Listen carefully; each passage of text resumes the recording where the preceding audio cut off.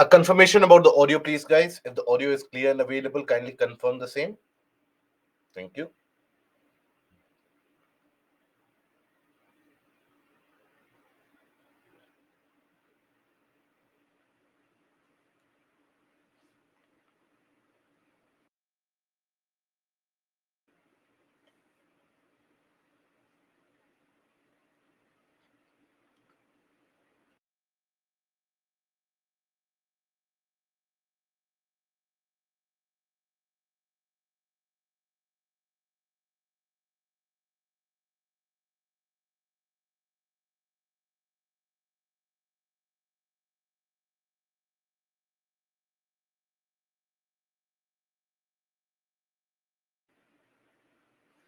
Ziba, thermosphere has a negative lapse rate.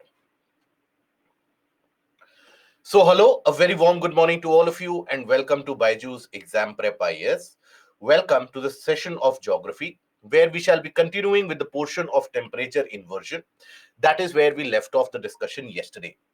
So, yesterday, while we were talking about the portions of atmosphere, the aspects of insolation, what do we understand by the factors of albedo, urban heat island, the differential rate of heating and cooling, which is basically observed over land masses and water bodies. And we basically also observed the isotherms. What are the isotherms and the isothermal variations in the summer and the winter season? And the variation in also the isothermic representation in the northern and the southern hemisphere, where we observed that in the southern hemisphere, the isotherms are pretty much parallel to each other. And that is because in the southern hemisphere, you have an overall dominance of the water bodies. And because the water bodies are so very dominant, the temperature changes in a very uniform manner for that matter. Okay. So,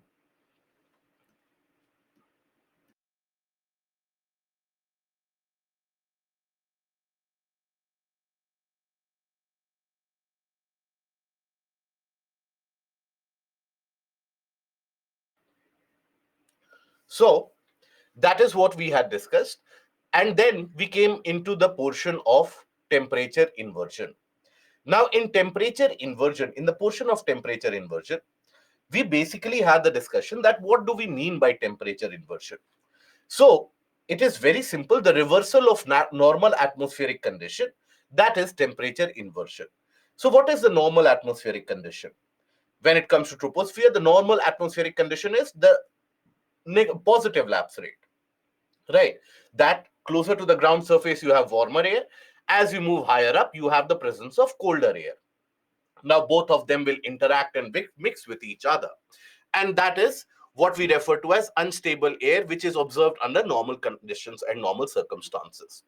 Now, due to certain conditions and during certain times of the year, this condition gets reversed in the sense that you get to observe or experience a negative lapse rate. Closer to the ground surface, you have colder air. As you move higher up, you have the presence of warmer air. So that is where the cold and the warm air, they will stay where they are. They won't readily mix with each other. And that is a condition of temperature inversion. We had seen that temperature inversion is basically again subdivided into various different parts depending upon when we talk about how that inversion process has been created. We had taken a look at the surface inversion, where when we talk about the surface inversion, it is the property of the cooling of the surface in itself which causes that inversion. That is during the cold winter nights and long cold winter nights, when you have the earth surface losing heat very, very quickly, the air above it also becomes very cold by being in contact with the ground surface, whereas the air higher up, that continues to retain its warmth, that continues to maintain a slightly higher temperature, thereby triggering an inversion. In India, the inversion that we experience is experienced mostly in the northern parts of the country, is going to come into the category of surface inversion. Now we will take a look into other types of inversion also.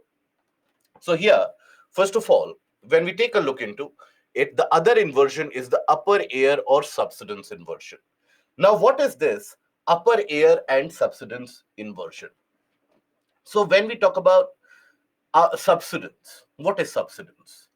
The process of sinking, right? So if you imagine a condition. This is basically observed in mid to high latitudes during the winter season.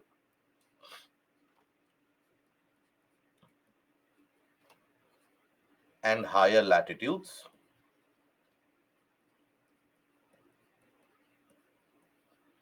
during winter season.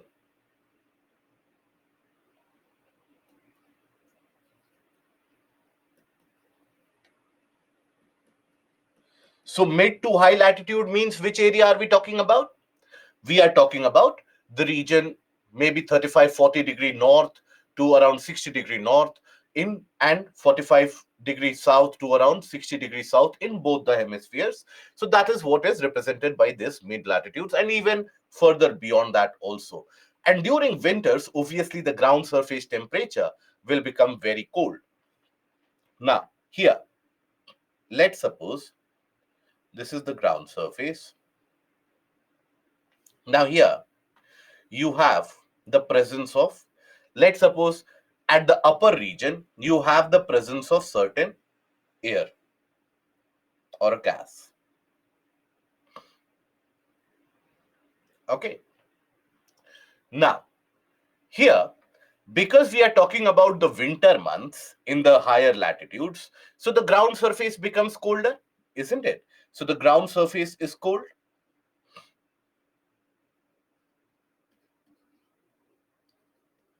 Now, if the ground surface is colder, what that also virtually means is that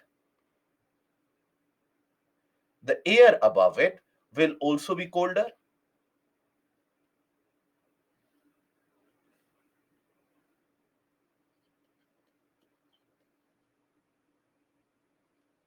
Right.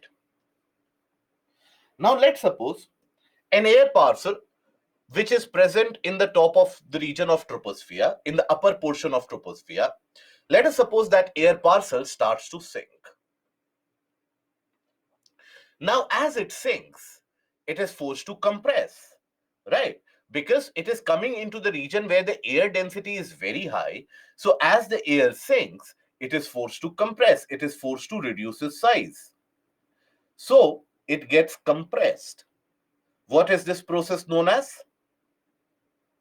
When the air, by virtue of its expansion and compression, loses or gains temperature, what is that process known as? Are we aware? Good. The adiabatic process of warming and cooling. Good. So here, as the air basically is going to come down, as the air parcel is going to settle down, it is coming into an area where the air density is very high. So naturally, it will be forced to compress itself. And that is what we refer to as adiabatic compression.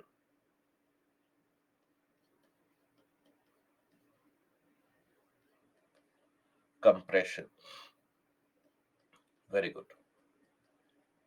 So this adiabatic compression, which is observed, now it will lead to heating also. Whenever you carry out adiabatic expansion, cooling happens. Whenever you carry out adiabatic compression, heating happens. So as a consequence of this, this particular air parcel becomes warmer, right? So its temperature increases. Further compression will happen. Let's suppose it has been compressed. So warmer air. Now still, even though it gets warm, it might not be warmer than the ground surface air. But sometimes, especially during the winters, when the air at the ground surface is so very cold, that is when this warmer air will be, whenever it exhibits a slightly higher temperature than the ground, it will trigger a negative lapse rate, or it will indicate a negative lapse rate. But here, that layer of warmer air above the cold air has been created. Why? Because the air is subsiding, because the air is sinking. If the air would not have been sinking, you would not have observed this condition of temperature inversion. But here the air is sinking. So that is why this is referred to as a subsidence inversion or upper air inversion as well. That is what we refer to it as. So here, when you have warmer air on top, colder air at bottom, this is what is known as a kind of a negative lapse rate and subsidence inversion. Now, we had seen earlier that whenever you experience surface inversion, it basically disappears the next day. I hope you recall that we had discussed that during the night time, in the case of surface inversion, during the night time, the surface cools down so significantly that there is a condition of inversion, but by the daytime, again, when the heating starts, that condition of inversion will be reverted. But when we talk about upper air or subsidence inversion, this condition of inversion stays or persists for a longer duration. It persists for as long as from the upper air you have the air which is, or from the upper region of troposphere, as long as you have the air which is being pushed down. Till that point of time, you will experience this subsidence inversion. Many of the times, factors such as jet streams, etc., they continue to fuel, they continue to push the air further down towards the ground surface, further exaggerating the rate of inversion. Now, when this inversion happens, obviously, the mixing will not take place. The mixing of air parcel will not happen, right? So that is why it oftentimes becomes slight dangerous. And this was experienced in one of its worst forms when we talk about the London smog. I'm sure you would have heard about the very woeful or the harmful condition of London smog. So basically, in the early 1900s and the mid 1900s also, coal burning was quite a norm. Even today in India, we have still many of the households which still use coal as a source of fuel. But when we talk about the 1950s, the 1940s, 1930s, that coal burning was very prevalent across the many parts of the world. Now, it was in 1952 when you had a condition of such inversion which existed over the region of Britain. Now, this inversion was created purely by the sinking of air. So, as long as the air would be sinking from above, it would lead to the condition of inversion. And this inversion prevailed for close to around 14 to 15 days. So, if this condition of inversion did prevail for 14 or 15 days, what was the outcome of it? All that carbon monoxide, methane, carbon dioxide, all the gases which were released from households, from industries, etc., they continue to remain in the lower levels of atmosphere closer to the ground surface for a very long period of time. So people, in a way, were forced to inhale that polluted air, right? They did not have any other option. They did not have any other choice. Obviously, air purifier was still many, many decades away from getting invented. So that is why many people, after inhaling that particular gas, fell sick, and many people basically fell ill. Many people even lost their lives. You had hundreds of hospitalizations, tens of casualties which occurred during this London smog. So that is the case of the subsidence inversion, which is observed in mid to higher latitudes, okay, and during the winter months. So why it happens? So when a widespread layer of air starts descending, when the widespread layer of air starts descending, it leads to subsidence inversion. Why? Because this descending air is compressed and it warms adiabatically, right? So there is an adiabatic compression. But because the ground surface is already so very cold, here you will have the colder air.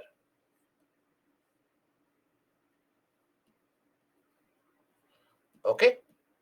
Colder air closer to the ground surface and warmer air will be created as a layer on top.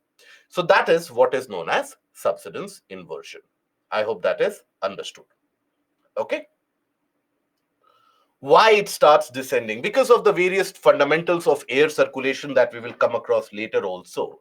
So you have air circulation which happens across the various parts, and in various parts you have the situation where, let's suppose, the air is being pumped into the downward direction, and you have various different convection currents in the atmosphere also, right? You have, for example, a convection current like this in the atmosphere.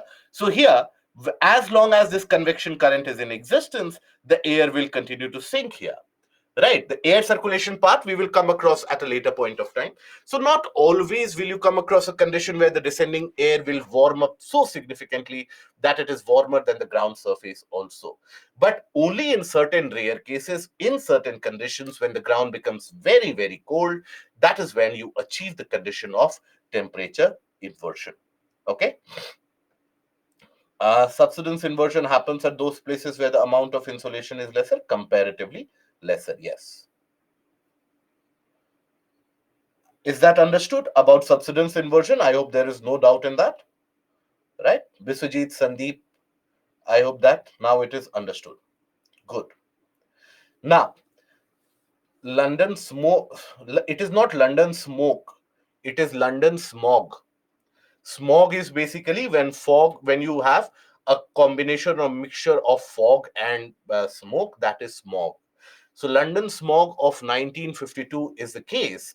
It is a woeful case of many casualties happening within a short span due to excessive pollution. And that excessive pollution, why it was observed, why it was felt, was because the air was not mixing with each other. And why is it that the air was not mixing with each other?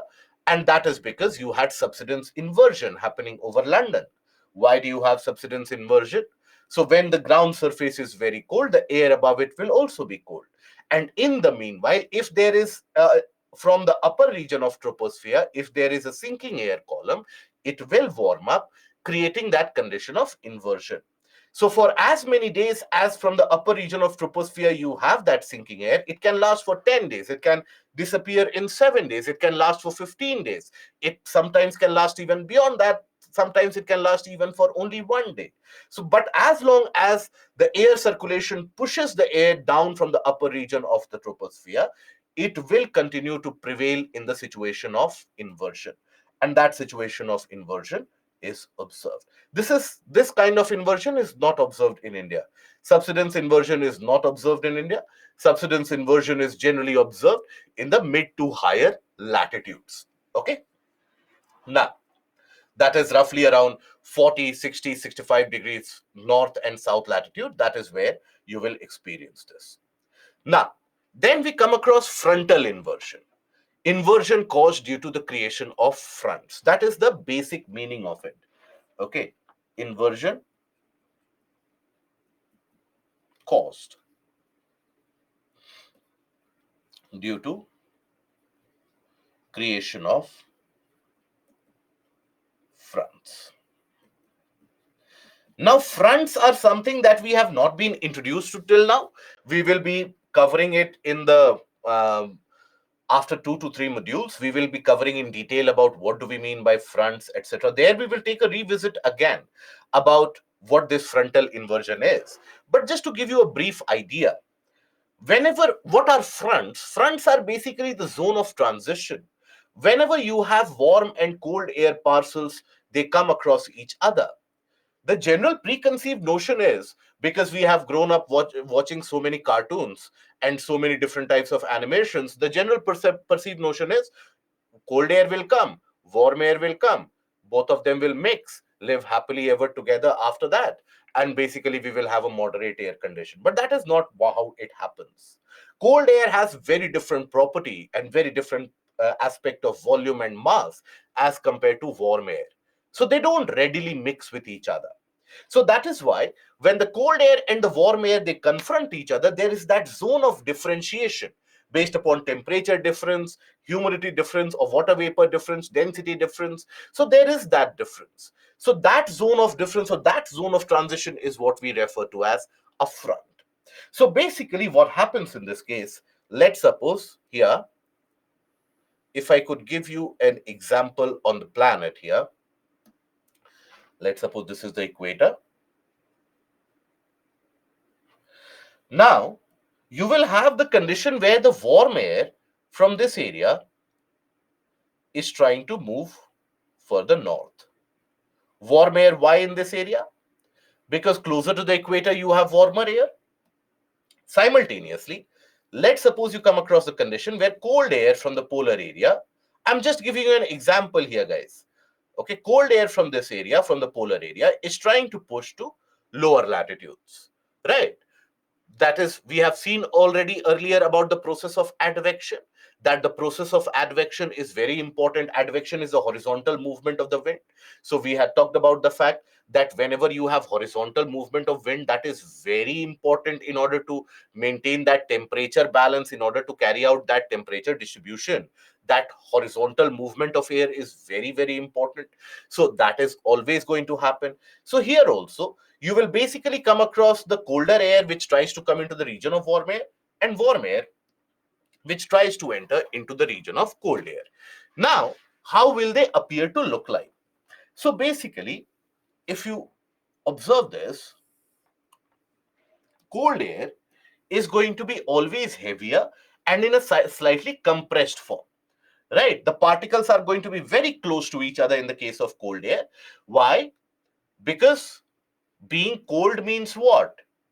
Being cold means lacking heat, right? All the people who have like a genuine fear of science in your life, right? And factors or names such as thermodynamics, etc., if it creates panic up your spine. So listen to this carefully. When we say that an object is cold, we can basically mean that it also means that the object is not hot. That is when we say it is cold.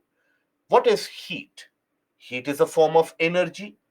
So if an object is cold, we can say that there is not much energy. So if there is not much energy, what will happen to the particles? The particles will fall closer to each other. They will basically come closer to each other, isn't it? So generally, when we come across the portion of the cold air, it is compressed. It has got a very restricted and limited volume. This will be your cold air. Now, what about warm air?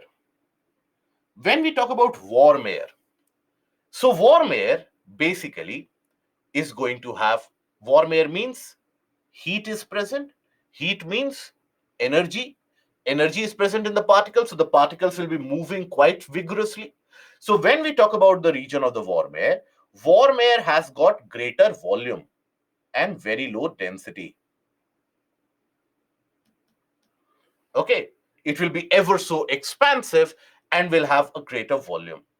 Now let's suppose these two air masses, or these two large masses of air, they are confronting each other. What will happen? Will they straight away intermingle? No.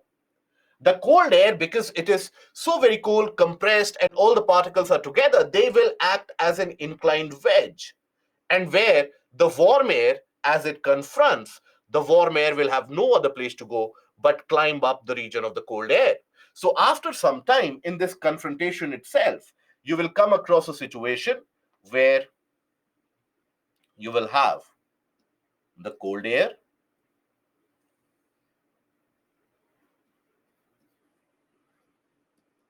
and the region of the warm air climbing over it. Observe, this confrontation is what we are talking about. So the layer of warm air simply climbs over it.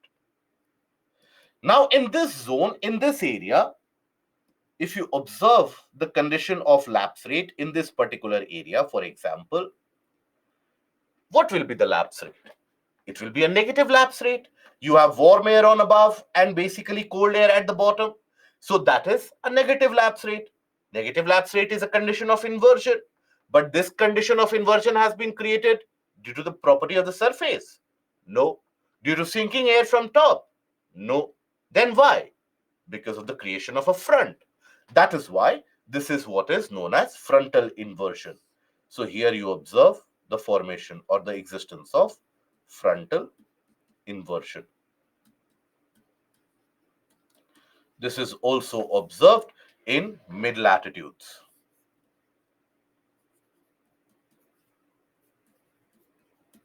In India, this is again something which is not observed in India.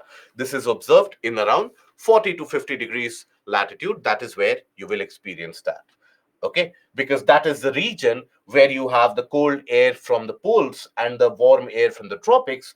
They intermingle with each other, or they basically interact with each other, creating these fronts. When we study about the fronts in further detail, the types of fronts, the formation of front, frontogenesis, frontolysis in detail again, Again, we will revisit this particular portion of inversion, but this is just to give you an introduction that what this frontal inversion is, because this is, after all, again, a type of inversion itself. Now, after this, you have another kind of inversion that is known as valley inversion. So, can this frontal inversion bring rainfall? In certain conditions, yes. So here, when we talk about valley inversion, so this is something which is observed in the case of the mountain valleys, and it is observed during the night time. During night.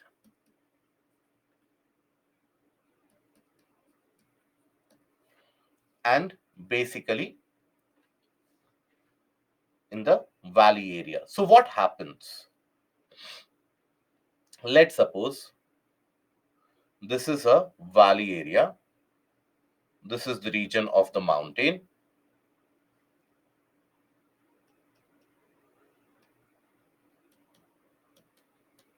Okay. Now, if I ask you, what will be the air temp during night if we talk about during night?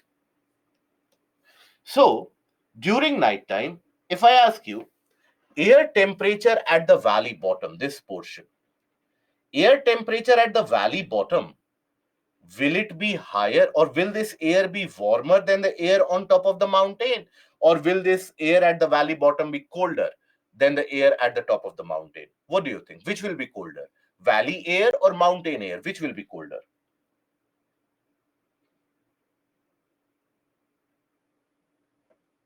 Very good. It is the mountain air which will be colder, and the valley air will be comparatively warmer, because we know that the higher up that you go, you have a colder condition, especially during night when the surface loses heat. If you don't have enough amount of particles of the air, they won't be able to trap heat. They won't be able to retain heat. So that's why during night time, you have warmer air in the case of the valleys. Here you have the presence of warm air. This is what you have as warm air. It is not hot. It is not as if in the valley you have 40-45 degrees Celsius temperature. It might even be 15 degrees Celsius. It might even be 12 degrees Celsius. It might even be 20 degrees Celsius. But it is warmer as compared to what you observe on the top of the mountain. The top of the mountain, you will have very cold air.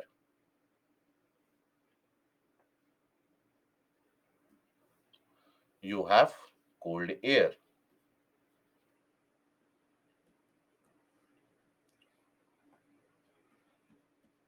Now, we have seen that the cold air is generally heavier and the warm air is lighter. We know about that concept, that the cold air is heavier because you have more number of particles in it. Warm air is generally lighter because many of the particles escape the system due to high amount of energy. So cold air is generally heavier. So as the cold air is heavier, it will start sinking down the slope of this mountain.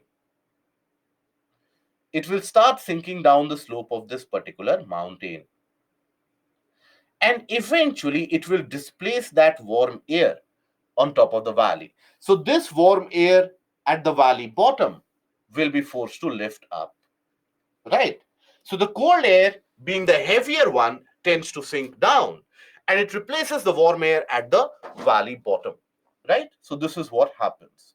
Cold air, being heavier,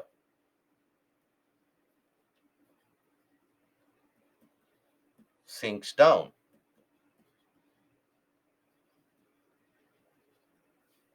and displaces the warm air at the valley bottom.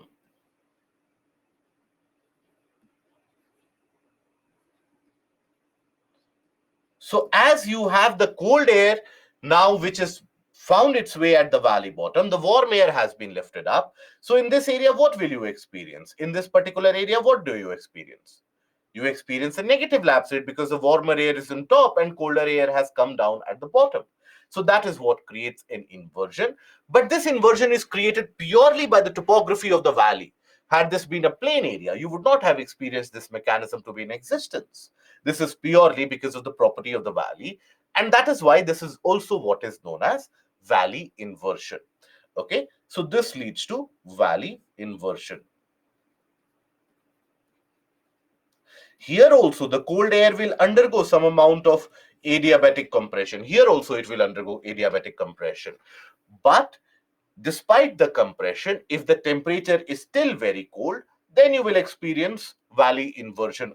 Otherwise, if the compression leads to such warming of that air, so it won't lead to compression. But generally, what is the case is that on top of the mountain, the temperature is so very low that you have a lot of margin for that sinking air to be heated up and still be cold enough as compared to the valley air.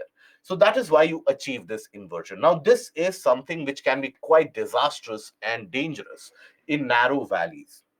That is why it is always advisable never to live or seek shelter at the valley bottom, because you might never know when suddenly during the night the temperature can plummet, and the temperature does fall quite rapidly in these valleys. That is why when you have narrow valleys, you will find that despite all the conditions prevalent, there you won't find much of a vegetation in the case of narrow valleys. Many such narrow valleys, they do exist in the region of Jammu Kashmir, even in parts of Uttarakhand, where you have no vegetation because they are so very narrow that when the cold air sinks down suddenly, during the night time, there is sudden drop in temperature. You have formation of frost and ice on the ground surface. Almost all the plants, they wither away, and that is why not greater amount of vegetation. However, if you have a broader valley, a larger valley, and if let's suppose it is open from both ends where the air can actually move from one portion to another, you can have a horizontal movement of air happening across the valley. So that is what we also refer to as, or that is what is known as air drainage. So in such kind of valley where the air drainage can happen, where the air in one area does not remain static or stagnant, it can move horizontally. In those areas, the condition of inversion is not so much exaggerated. In those areas, still the temperature will be maintained. But when we talk about narrow valleys, that is where the condition is very much exaggerated. It is harmful for human health. It is also harmful for the flora and fauna. Okay, so that is basically the case of valley inversion, which is observed generally in the mountainous areas.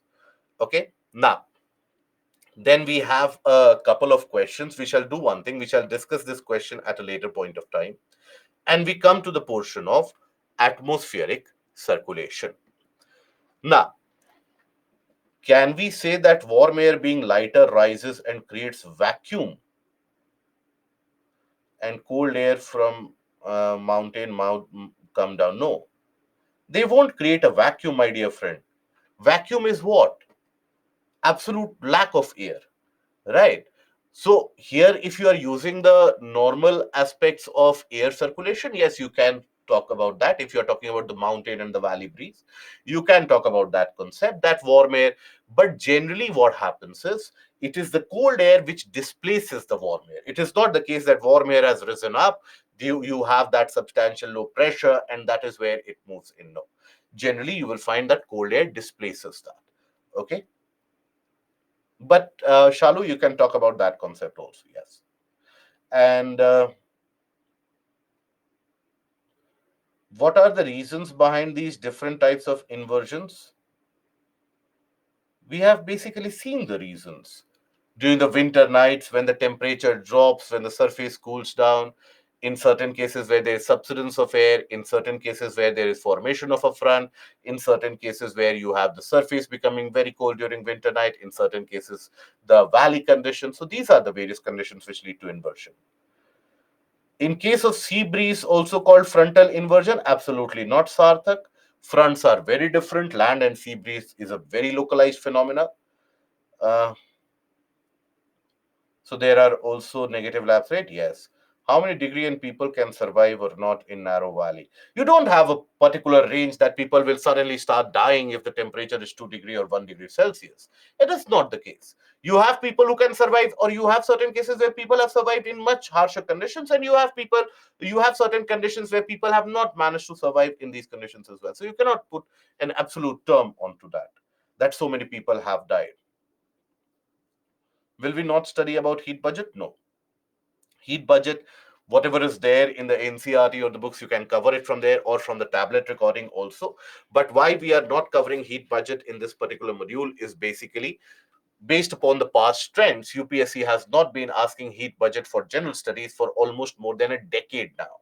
For more than a decade, UPSC has not asked any question from that. So that is why heat budget is something we are not going to cover.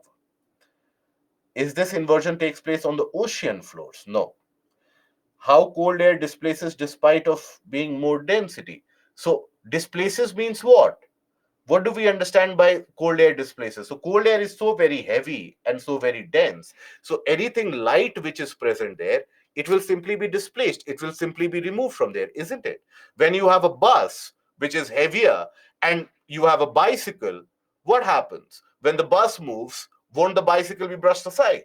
Similarly, when you have that warm air and the cold air is blowing, warm air will be pushed upwards. Okay. Can we see valley inversion in India? In certain regions, yes. And Shalu, please tell how valley is closed. So when we talk about the valley, so understand these valley structures. What are valleys? So basically between the mountains, the low-lying areas or the deeper areas. So if let's suppose you have a mountain here also, you have basically a valley and a mountain here also. So it is a closed narrow valley. So if the inversion will happen, the conditions of inversion will prevail. But let's suppose you have a valley which is open on both ends. It is not closed by mountains on both other ends. So you can have an air drainage from that part. This is one of the portion about air drainage which is mentioned incorrectly in the NCRT. So when you go through the NCRT, kindly ensure that you don't fall for that incorrect statement which is written. Okay. Now, after this, we come to the portion of atmospheric circulation. How warm air gets subsidence. It is not the warm air which gets subsidence, and air which undergoes subsidence gets warmed up. It is the other way around. And air which undergoes subsidence, sometimes it gets warmed up due to adiabatic compression. Okay. Now, when we talk about atmospheric circulation, here we confront or we basically familiarize ourselves to the concepts such as air pressure, the movement of the winds, the permanent wind systems, the local wind systems which are in existence, what are the various pressure belts and the pressure zones in existence. So I will tell you what the books basically define to be the pressure belts, and I will also tell you what the reality is and what is the existence of these pressure zones presently. We'll talk about those local winds which can be relevant for your prelims examination. At the end of this module, I have also provided a kind of a list for all the local winds in all the various different continents that you can basically familiarize yourself with for the preparation of prelims. So this is the portion which can be relevant for your prelims also, has been relevant for the prelims. Many questions have been asked previously. So in the prelims, you get questions based upon permanent wind systems,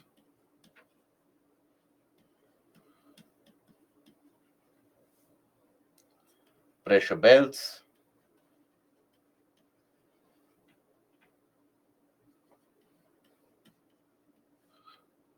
local winds,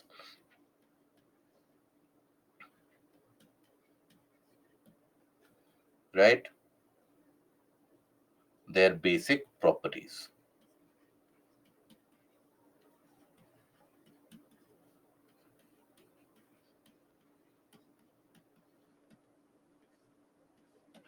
Okay, that is relevant for your prelims preparation. And here, when we talk about the mains,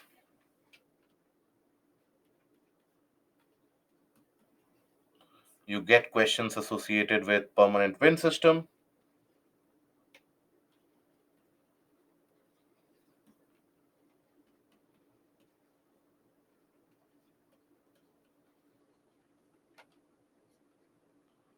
pressure belts,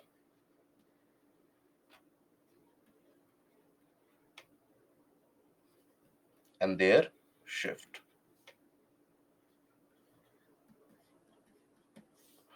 So that is something that you will cover here in this particular portion. Yes, Naveen, that is true.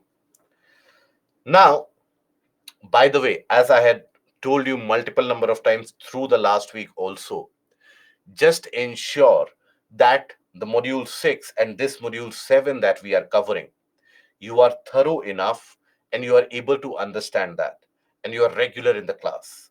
Okay, please ensure that. And I have been repeating this time and time again because many of us, we have that habit that why do we attend class? Why do we need to attend class? We have never attended classes in our lives, and we have managed to scrape through the school. We have managed to scrape through the graduation with flying colors. Why do we need to attend this? So please understand, this is not one of those subjects which is like history or your portions of polity, where even if you miss 3 classes, you come after the 4th class, you'll be able to follow that. Okay, we are still talking about Supreme Court and we will deal with it differently, or we are talking about, let's suppose, nationalist movement, and we understood it.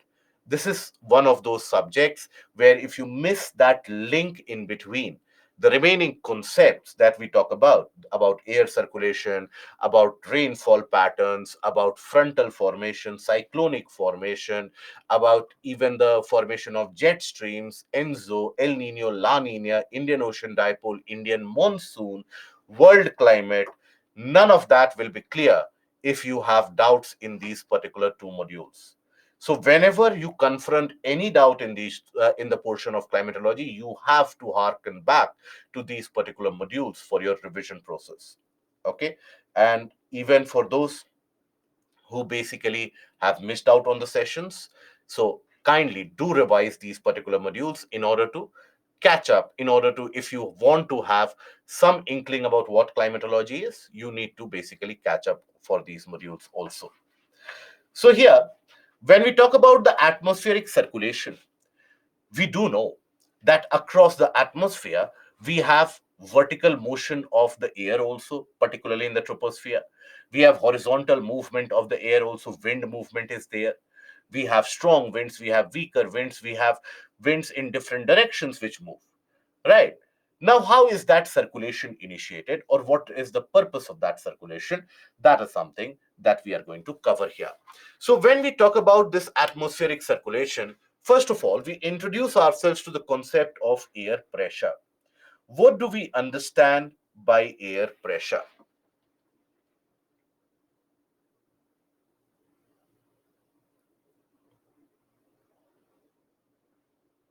So, pressure, what is pressure? Pressure, in simplest of the terms, is force per unit area, isn't it? The total amount of weight imposed. So let's suppose I have my hand which is falling upon this palm. I have this fist falling upon this palm. So on this palm, I will experience a pressure, isn't it? And that is dependent on the force that I'm applying with my fist. So that is where it is pressure. So when we talk about pressure, it is the total force applied in any unit area. So when we talk about air pressure, we are going to talk about the weight imposed by an air column.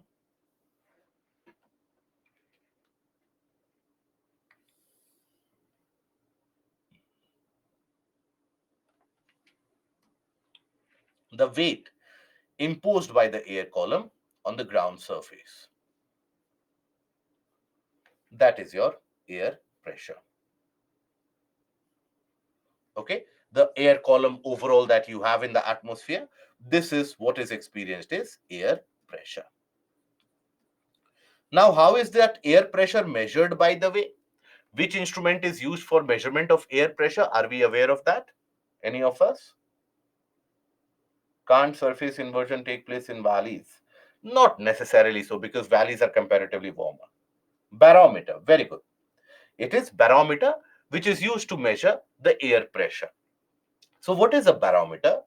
Barometer is a kind of a simplified instrument. If you observe a barometer, it is a kind of a very simplified instrument where you have a larger container of sorts. In the basic in the most basic form of construction, and you have an inverted column, inverted tube, where you have the markings of, you have basically the mercury column. Now, the pressure imposed by the air on the sides, that basically pushes the mercury through this inverted tube, and the rise in the mercury column, that is what is referred to as the air pressure. Now, when we talk about this air pressure, it is very variable in different parts of the world. And this is dependent on many factors, right? This air pressure is dependent on many factors. Understand that. Temperature is just one of the factors which can control air pressure, but it is not the only factor which will control air pressure. You have other factors also which significantly contribute to the control of air pressure, right? So we'll take a look at the various other factors also. But before that, let's suppose in an area you have a region which has been heated up. Let's suppose this is a region which is heated up. So when that region is heated up, air above it will also get heated up.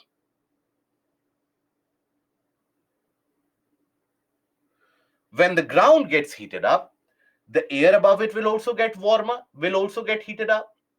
Now, as the air above it gets heated up, means it will have more energy, means the particles which were present earlier, they will have a kind of a motion associated, they will have some energy, they will try to move from one region to another. Many of them might even escape the system. So that means this air becomes lighter. This particular air becomes lighter after getting heated up. So it will tend to rise up. Warm air will always tend to rise up. So in this case, as the air has tried to rise up, what will be the impact on the ground surface in terms of pressure? So the pressure was being imposed by the air column, but now here you have the air which is rising up also. So what will be the impact on pressure on the ground surface? The pressure will reduce, isn't it? So always we can come at the conclusion that rising air can be created due to a factor of temperature, but by other factors also. But whenever you have rising air column, rising air lowers the pressure.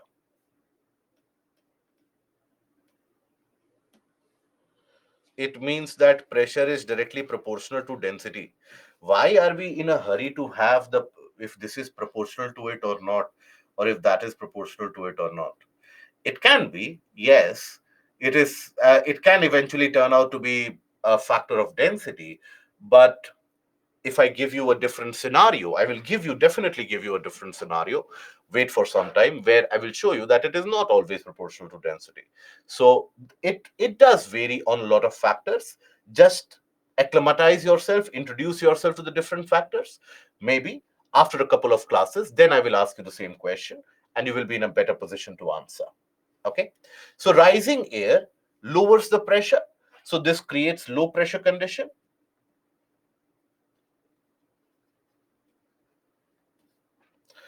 Then let's suppose in a region I have colder air.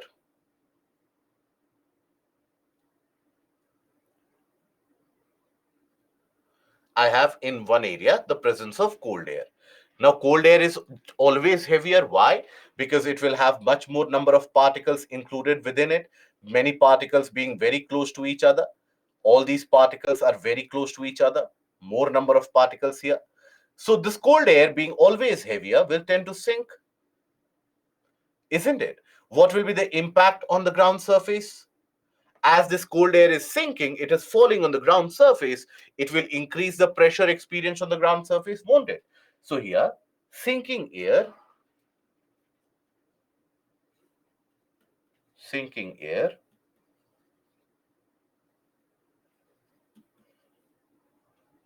increases or creates high pressure.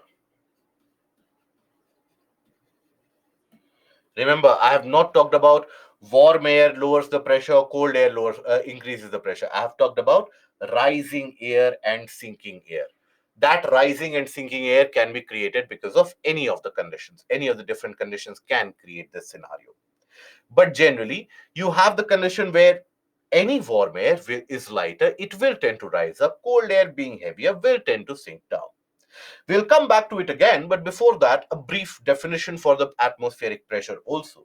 So, what is atmospheric pressure? The weight of a column of air contained in a unit area from the mean sea level to the top of the atmosphere is called atmospheric pressure. It is expressed in the units of millibar, and the normal average air pressure or atmospheric pressure is 1013.2 millibar. Right. So if an area, let's suppose, has got 1005 millibar, it is low pressure in comparison to the average. Right. But if an area has got 990 millibar as a pressure, even this will be regarded as a high pressure condition. So pressure is always relative to each other. In certain areas, you can have conditions of high pressure. In certain areas, you can have conditions of low pressure, aided by a variety of factors. Here, first of all, let us talk about that how this pressure induces a kind of a circulation when the pressure is purely controlled by temperature. When the air pressure is purely controlled by temperature, we have the regions of warm air having low pressure, the regions of cold air exhibiting high pressure.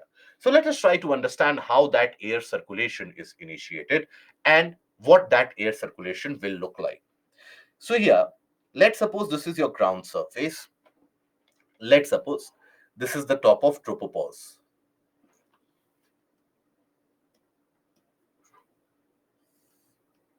This is your tropopause.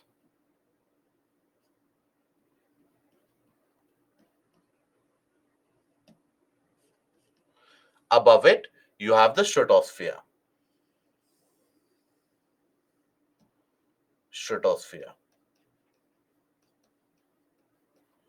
And we know stratosphere is warmer. Now, let us talk about some of the basics. So, in one area of the ground surface, let's suppose this is the region which receives very high amount of heat. Okay, very high amount of heat and temperature is received in that area. It has been heated by the solar insolation quite significantly. So if this is the heated region, now the air above it will also warm up as a consequence. By virtue of being in contact with it, the air parcel above it will also warm up.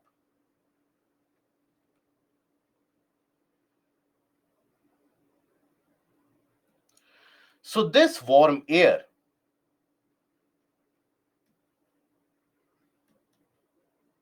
will be lighter. Cold air is heavier, warmer air is always lighter. So this warm air being lighter will tend to rise up. Right? As it rises up, it cools down in the process. Due to the process of expansion, as the air rises up, it tends to expand ever so slightly. So it loses temperature, it cools down. So as this is rising up, it will cool down in the process, right? But let's suppose it has reached here. Even at this position, if it is cooler than the surrounding air, it will sink. But if it is still warmer than the surrounding air, means what? It will continue to rise up. Till when will it rise up? Till when does an air parcel rise up? So the air parcel will continue to rise as long as it is warmer than the surrounding. Let's suppose an air from the ground surface has started rising up. It has reached 1 kilometer, 2 kilometer above the ground. But still its temperature is warmer than the surrounding. It will continue to rise up. It has reached 5 kilometers. Still it is warmer than the surrounding. It will continue to rise up. It has reached 10 kilometers. Now its temperature is same as the surrounding. So it won't rise up any further. It will stay there. But let's suppose it becomes colder than the surrounding. In the process of rising up, it has become colder. Then what will happen? Being colder means it has become heavier. So it will start sinking. right? So that is where the air will continue to rise as long as it is warmer than the surrounding, because that is the point till which it will be lighter as compared to the surrounding. So the air continues to rise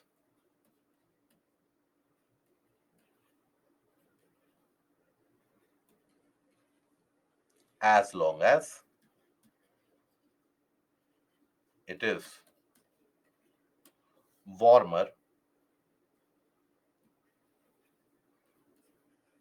than the surroundings.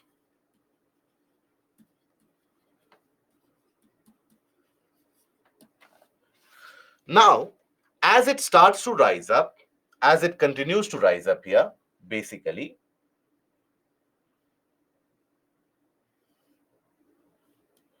it keeps on rising up. Let's suppose it still maintains its warmth as compared to the surrounding air. It will continue to rise up. But rarely will you come across an air parcel which rises beyond tropopause. Why is it so? Rarely will you come across any air parcel which managed to rise above tropopause into stratosphere. Very rare. And the reason is very simple. Because by the time that this air parcel has reached the top of tropopause or the top of troposphere, its temperature would have dropped. It might be in the range of -20, -30 degrees Celsius, -40 degrees Celsius. But when it will encounter, let's suppose, stratosphere, the air is much warmer. So your surrounding is much warmer. So if the surrounding is warm, will the air be able to rise up any further? No.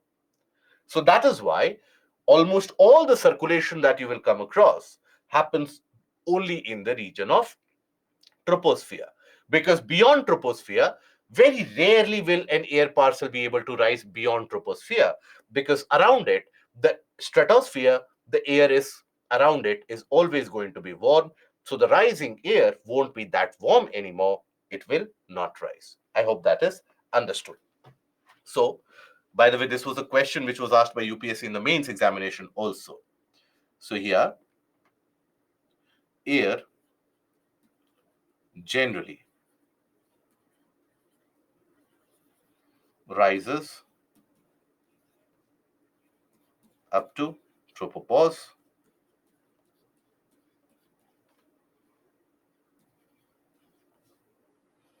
and not into stratosphere.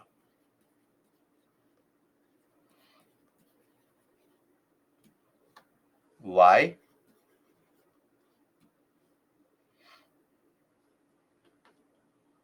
Stratosphere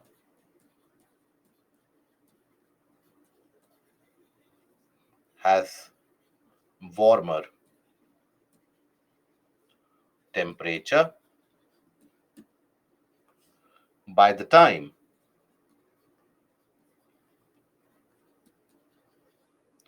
the air parcel reaches the top of troposphere,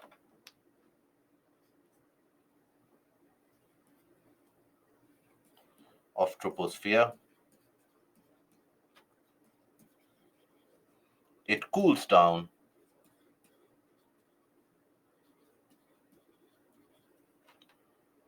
and is colder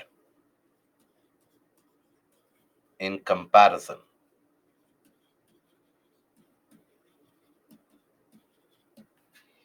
Okay? So I've given you the reasoning for that as well. So the air, that is why majority of the atmospheric circulations are restricted in the region of troposphere as well itself. And when majority of the circulation is restricted in troposphere means what? Almost all the climatic phenomena that you come across will be experienced in the region of troposphere. That is why majority of the climatic phenomena is restricted only in the region of troposphere. Now here, the air hits the tropopause. Where will the air go now? It cannot rise any further. Where will it go? It will diverge. It has got no other place to go. So it will diverge. One portion will go in either directions, or air parcels will go in either directions. But here, let us meanwhile consider another place which has been cooled down. Let's suppose we consider the region of the poles, polar area. Now, polar area means very cold. So the air above it will sink. Let's suppose this is the air above it. This will also become very cold. This will sink immediately. That will create a kind of a vacancy. The air above it will also sink almost immediately, right? The air above it will also end up sinking immediately.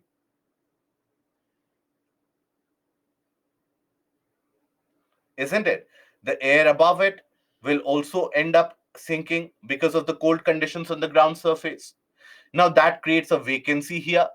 So this air which was coming here, it will tend to fill that vacancy, isn't it? And then here you have a sinking air column because of very cold condition. So on the ground surface, here you will have high pressure. On the ground surface, here you have conditions of low pressure, right? But when we talk about the condition of low pressure, means what? The air is rising up. The air is rising up from the ground surface. That is why there is low pressure. Now, when the air is rising up, it creates a vacancy near the ground surface. And that vacancy which gets created, is there is a kind of a vacancy created on the ground surface. Here you have a surplus of air because you have more air particles falling on the ground surface, coming closer to the ground surface because of cold conditions. So here you have a surplus, here you have a kind of a deficit. So the air particles from the region of surplus, they suddenly rush in to fill that vacancy. They will rush in to fill that vacancy. And this air movement is what we refer to as wind.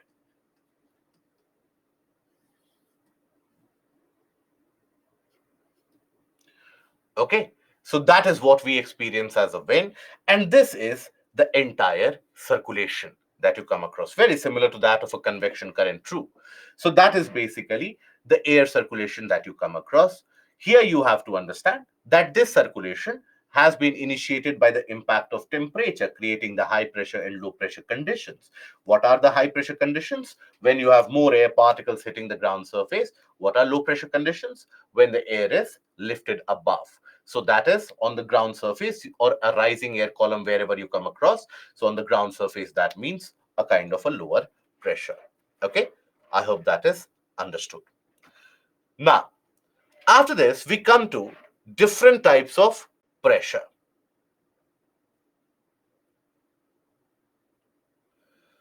So, sir, air pressure moves from low to high or high to low?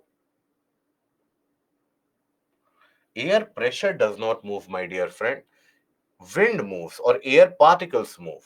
So here, where are they moving from? They are moving from a region of a high pressure to a region of a low pressure. It is there in the image itself. Winds will always blow from the region of high pressure to a low pressure, because high pressure means there is an excessive presence of air particles there. Low pressure means there's a deficit there. So they will always try to fulfill that deficit, fill that deficit. That is why it always moves from a surplus to deficit area. Always the air will move from the portion of high pressure to a region of low pressure.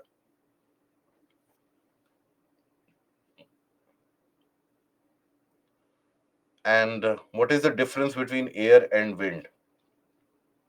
Air is static, and when these air particles, they are moving, that is what is known as wind. Why advection will happen in the at top? So where will the air which has risen up here, where will it go? Where do you think it will go? It has got no place in the stratosphere. It cannot go into the stratosphere. So where will it go? Will it start cornering itself somewhere down the line and hide itself out there? No, it is rising. There will be, as it has risen up, there will be more air rising from beneath it after it has warmed up. So it is hitting the tropopause, and after that it cannot go any further. So where will it go? It will basically be pushed on the sides. As more air is rising, it will be pushed on the sides. So that is the sideward movement that you see. Uh,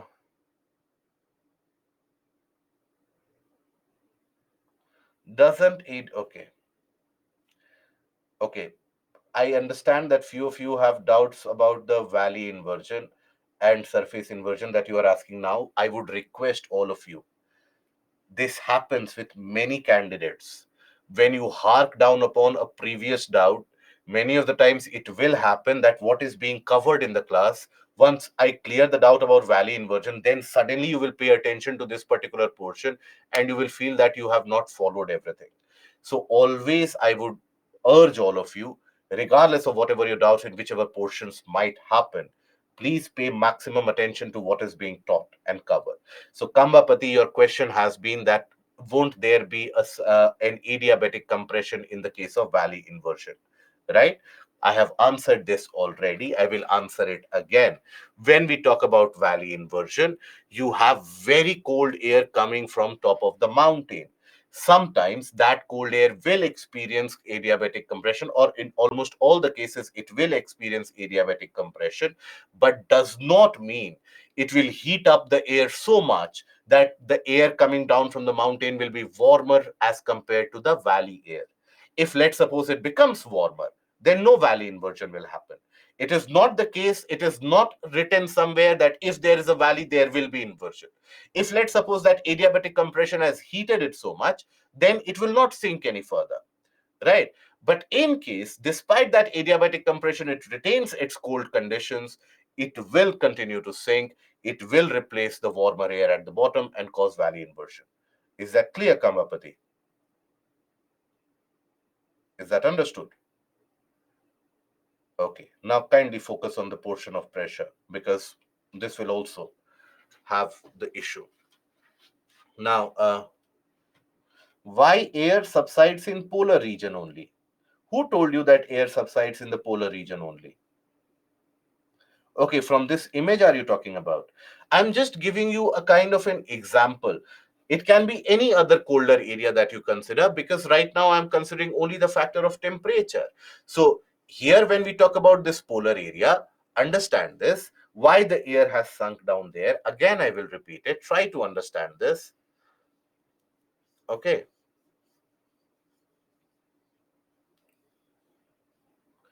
So what happens is the ground surface will be very, very cold.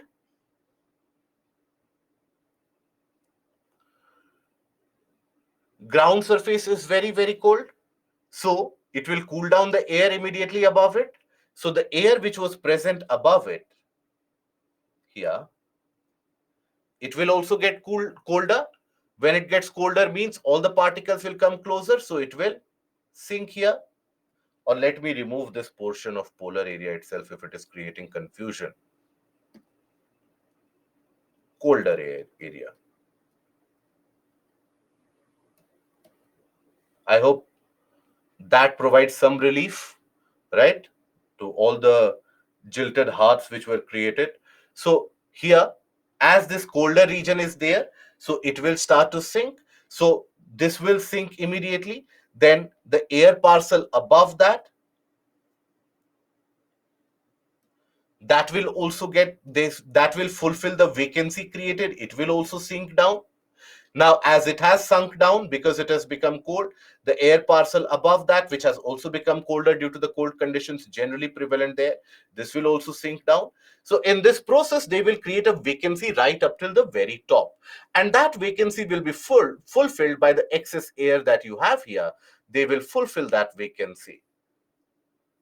And that is where it will also sink down. Is that understood now? Uh, you mentioned stratosphere has warmer air. How? Then how the air cools. We have seen earlier that when we talk about the various layers of atmosphere, they have varying different temperature conditions. We have seen that in troposphere, you have a positive lapse rate, where by the time that you reach the top of troposphere, you are staring at a temperature of somewhere around -60, -70 degrees Celsius. But when you come into the stratosphere, you have the presence of that ozone layer, which increases the warming. So in stratosphere, the temperature is higher, isn't it? We have seen that.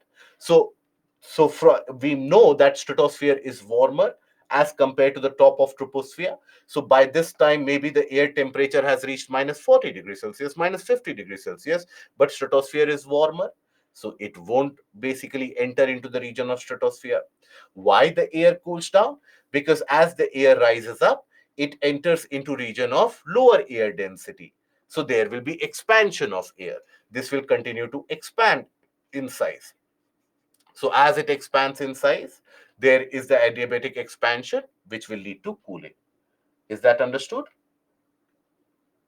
Good. Will gravitational force also act on the wind? Yes.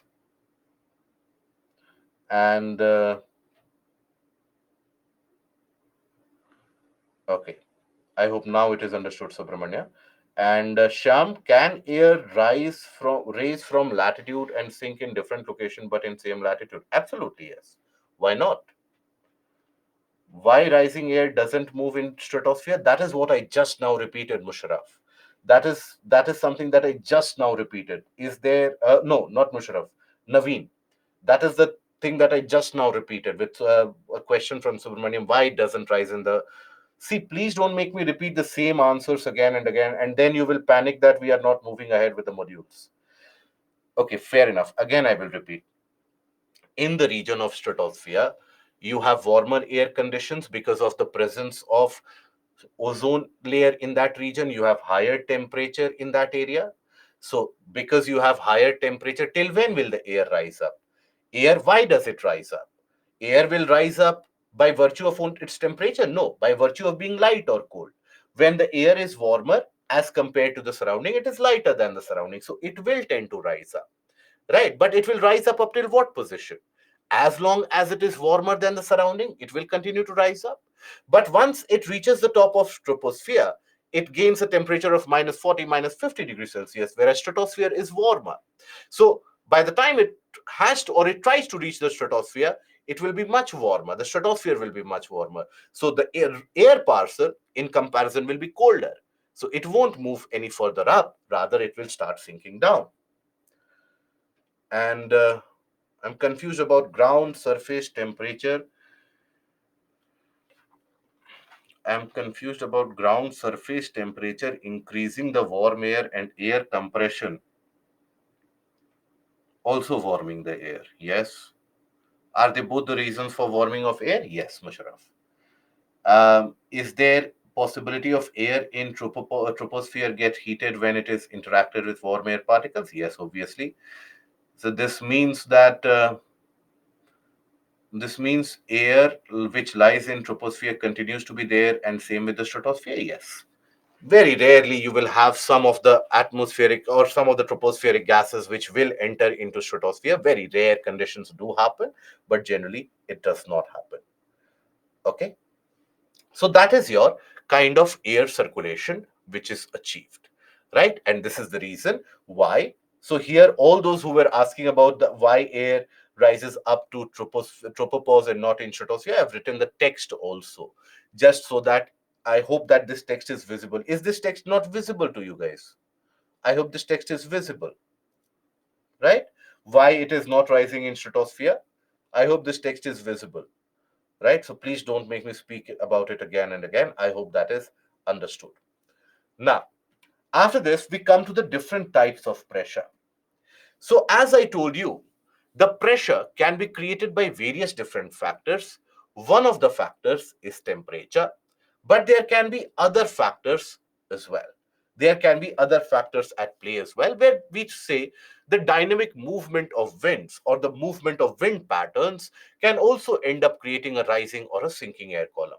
We just know this basic, that rising air column creates a low pressure, sinking air column creates a high pressure. So with that basic concept, let us come across the two different types of pressure zones which are created. What we will be referring to is the thermal pressure zone.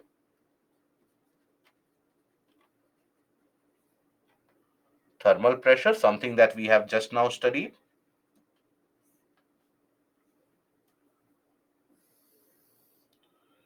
And another is basically dynamic pressure.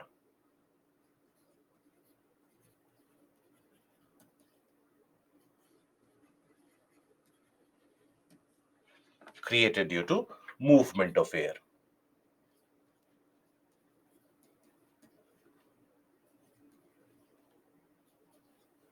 Due to movement of air or wind. Now, thermal pressure we have seen already, that when you have a region of hot temperature or warmer temperature on the ground surface, it will heat up the air above it. The air will tend to rise up, and when the air rises up, it creates low pressure. So, regions with higher temperatures, with high temperatures,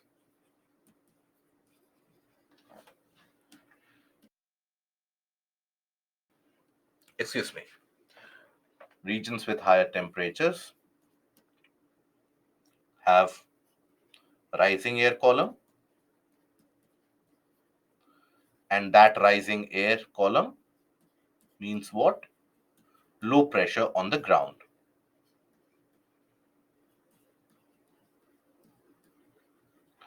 When we talk about regions with colder conditions, regions, you will observe sinking air and as a consequence, high pressure.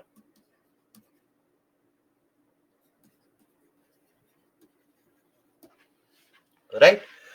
This is how the factor of temperature controls the pressure. So when we talk about thermal pressure zones, temperature is the sole factor. Temperature as the sole factor controlling pressure. But that is not always the case. Many of the times you have movement of winds, and winds which move for thousands of kilometers at a stretch. Now these winds can interact with each other, they can converge with each other, they can collide with each other. And what happens after that is again creation of certain pressures. For example, let us consider the instance just as an analogy and as a kind of a reference. Whichever room that you are sitting in right now, it will have four walls.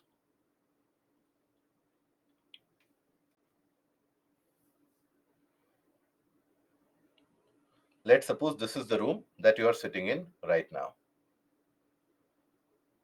It will have these four walls. Now suppose in your room, wherever you are sitting, suppose near the floor on both sides, any of the two opposite sides that you choose, near the floor, you have installed a lot of fans. You have installed a lot of fans here. A very bad image of the fans, but nonetheless, let us assume that you have installed certain fans here.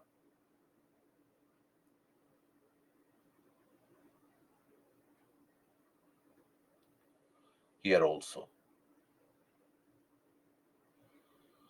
Now, the purpose of these fans is to blow wind. So let's suppose in your room from both sides, you have wind which is blowing from the opposite sides. Imagine the room that you are sitting in. From both sides, near the ground, you have wind which is continuously being blown in. Now, that means there will be air which will be supplied from here, air which will be supplied from here, air which will be supplied from here, air will be supplied from here. So as both of them they come,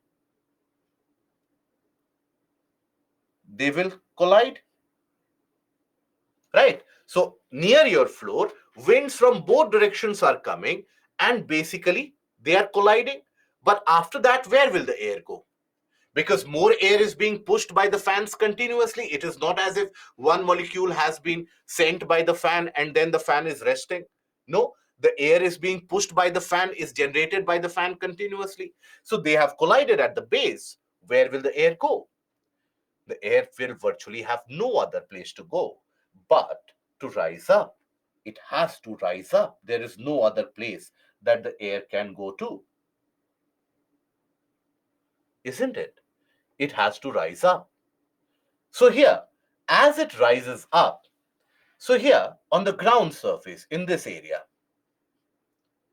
can we say that we have a rising air column because of convergence of air? Because just because the air is converging, if let's suppose the air would have converged somewhere here, or if suppose air would have converged somewhere here, there also it would have risen up. So just because of convergence, here you have convergence of air,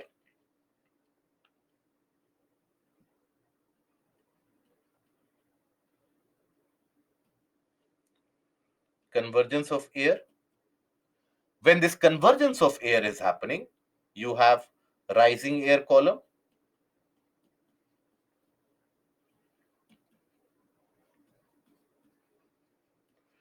and rising air column is associated with low pressure, low pressure, isn't it? So that means if you have winds coming from opposite direction near the ground surface and they will converge and collide, they are pushed or they are forced to rise up. So on the ground surface in those conditions, you have the conditions of low pressure. Okay? But let's consider another scenario. Let's consider. Is this portion understood? Good. So let's consider another scenario. Again, in the same room that you are sitting in. So basically, now imagine that you have fans installed near the ceiling on the top. Now these fans basically are going to blow air. You have fans installed here. You have fans installed here, for example. Now they are basically blowing air.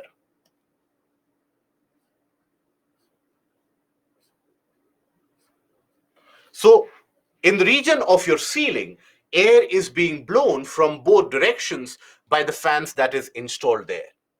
Now the air is again going to converge and collide in the region of the roof.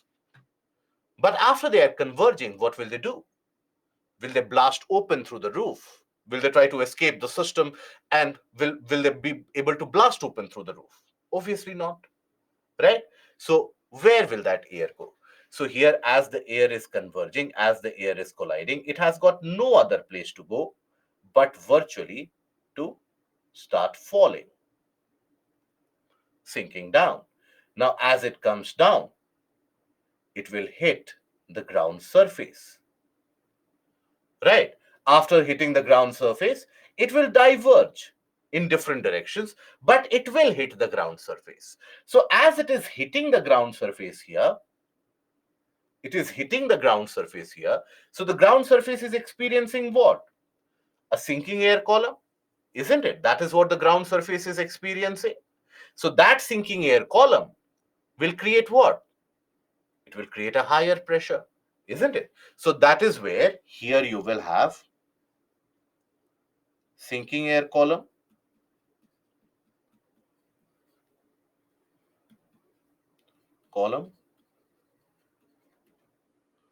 and that creates high pressure.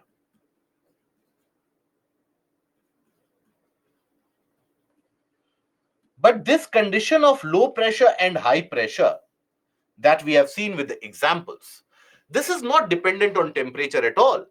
In the entire discussion, we have not even once mentioned the factor of temperature inside the room. We have simply talked about how the air will move, the dynamic movement of air, and what conditions will it lead to, isn't it? So that is why the pressure belts which are created, or the pressure zones which are created due to this process, they are known as the dynamic pressure zones. Okay, that is where we have the condition of dynamic pressure zones. Across the planet, you have the existence of both thermal and dynamic pressure zones, as we will come across as we talk about the air circulation models, the different type of circulations which happen. We'll talk about both the thermal and the dynamic pressure zones. Now, Same happens in front of, can we say it is a dynamic pressure? Yes. Um, continuous traveling of air. Continuous traveling of air leads to thinner of air. Continuous traveling of air leads to thinner of air. Ravindra Babu, your question is not very clear. On the peak of Everest, what is the air pressure? Is it high or low? Because if we consider temperature at the peak of Everest, then the pressure is high. But if we consider the height, then the pressure might be less. What is the pressure condition of Everest, and what might be the reason for the pressure condition? See, this is what happens when you get over confused. What have we seen earlier in the previous module? When you go up in height, that air density reduces away from the mean sea level, right? When you move up in altitude, the air density increases. Why? What is the reason for that? Is it because of temperature factor? It is purely because of gravity. Maximum amount of particles will be closer to the surface. As you move away from the surface, the number of particles will reduce.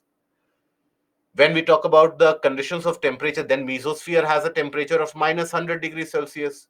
So that means the density of particles in mesosphere should be the highest. But it is not so, is it? Density of particles is highest where? In troposphere. Why is that the case? Because of gravitational pull of attraction, everything is pulled closer to the ground surface. When we talk about the region of mesosphere, there, despite the lower temperature, you will have lower density. So please stick to the basics, and that will be more than sufficient. Is that understood?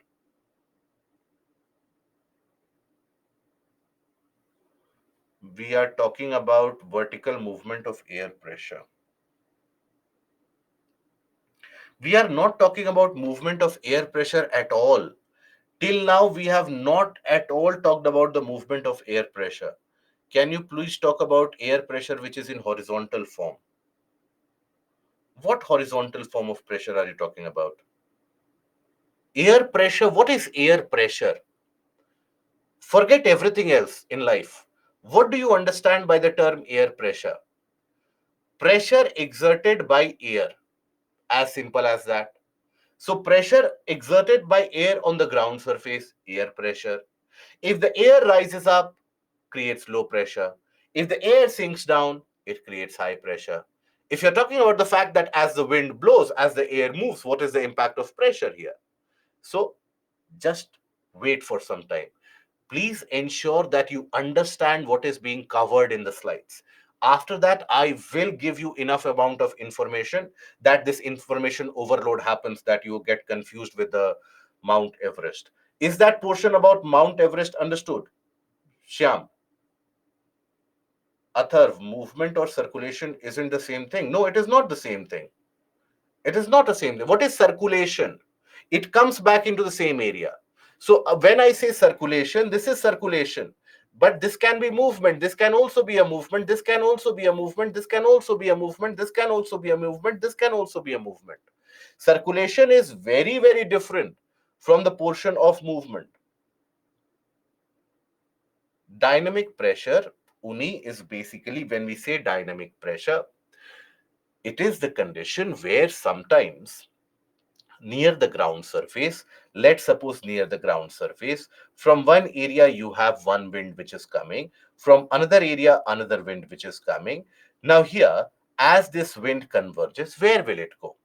It is not the case that one will start riding above the other will go on the sides, and then they will start commingling with each other. That won't happen. That will never happen.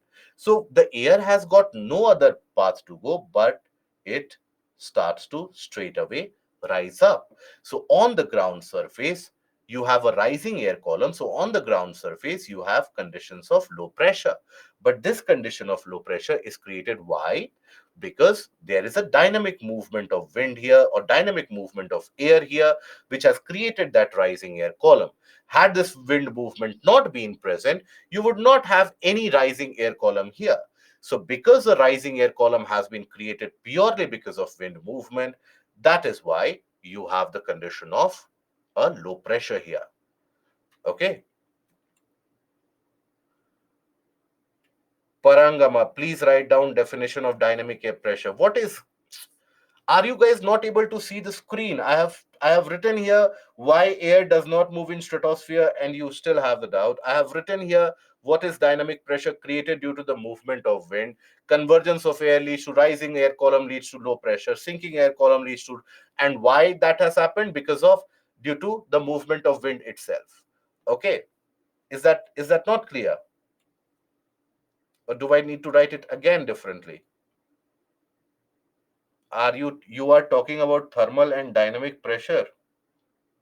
Welcome to the class, my dear friend. Yes, I'm talking about thermal and dynamic pressure. And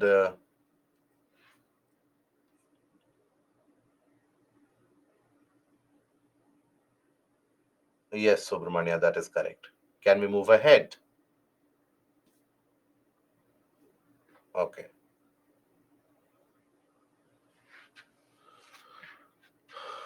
Now, we come to the portion of isobars.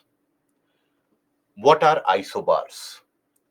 So, we have studied earlier what do we mean by isotherms. What were isotherms? These were imaginary lines which basically ended up joining places having the same temperature. That was isotherm. When we say isobars, these are imaginary lines which join places having the same atmospheric pressure. Atmospheric pressure is basically calculated by the barometers and the varying different instruments almost on an hourly basis, almost on a daily basis.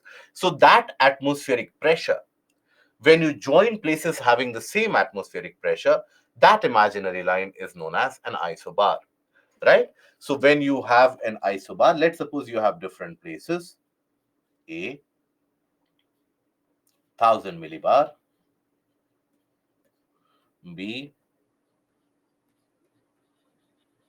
1000 millibar here again.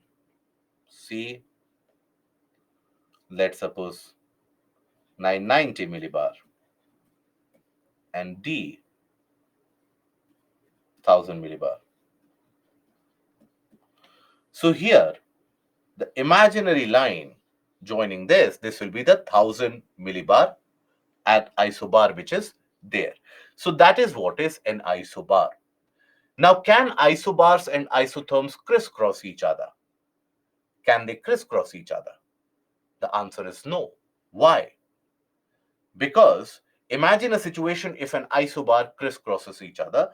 Let's suppose you have an isobar here of 1000 millibar, another one of, let's suppose, 990 millibar.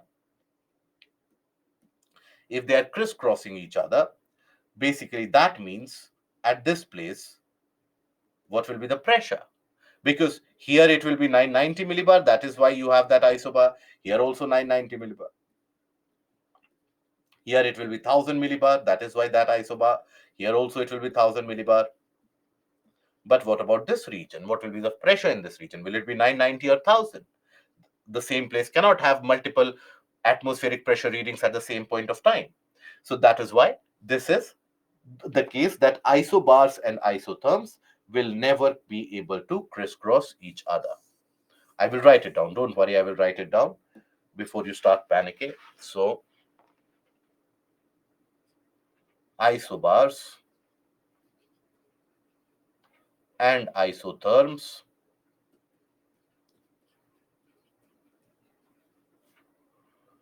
never crisscross each other. Okay? Okay, I'll write down the reason also. Reason: as or if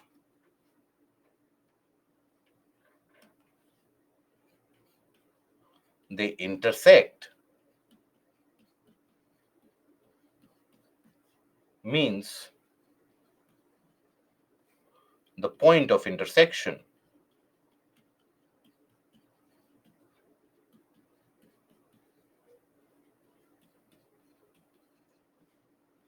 has to indicate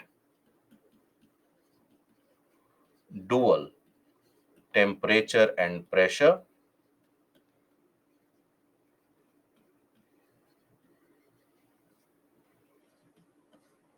at the same time,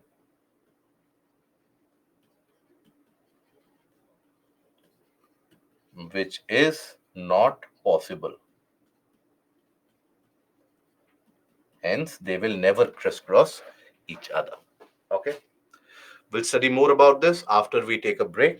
So we take a break now, and in the break, I request all of you kindly wash your faces, kindly be fresh enough, because I have been seeing that many of the things being written on the PPT is not being followed, and still you are asking the same things again. So whatever you need to do this.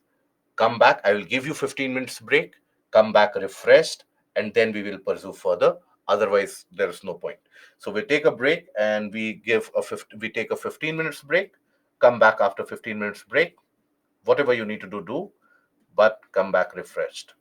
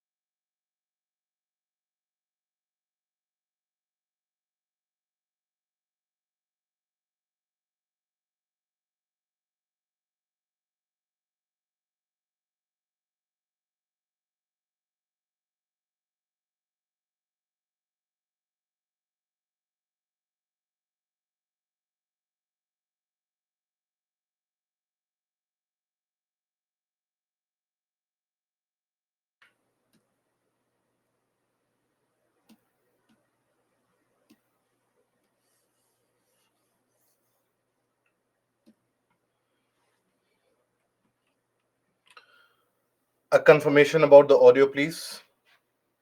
Thank you. Now, can we move ahead? Good. So, what are isobars? Isobars are basically those imaginary lines which end up joining places indicating similar pressure, right? So, iso means similar. Bars here represents the pressure. So, places having similar pressure are joined by that imaginary line. Now, if you observe this particular map, if you notice this particular map, you will observe something quite unique. So this is the map of India in the month of July, the isobaric representation. So observe these isobars. For example, here, the isobars, they represent 996 millibar. Okay, here, the isobars, they represent 998 millibar in this region. Then 999, 1000, 1001, 1002. Like that, you have the various different isobars. Now, if I ask you, if you to slightly use the logic, I understand early in the morning application of logic takes a back seat, but try applying logic here. If I ask you that out of 2 points of distances that we cover, let's suppose this distance. Let's suppose this is a distance of 1,000 kilometers, right? So this is the point A to B. And if let's suppose I talk about 1,000 kilometers here, C to D. So where do you think the pressure is changing more significantly? From A to B or between C to D? Where do you think the pressure is changing significantly and drastically? Both of them are covering the same distance. But where is it that the pressure is changing rapidly?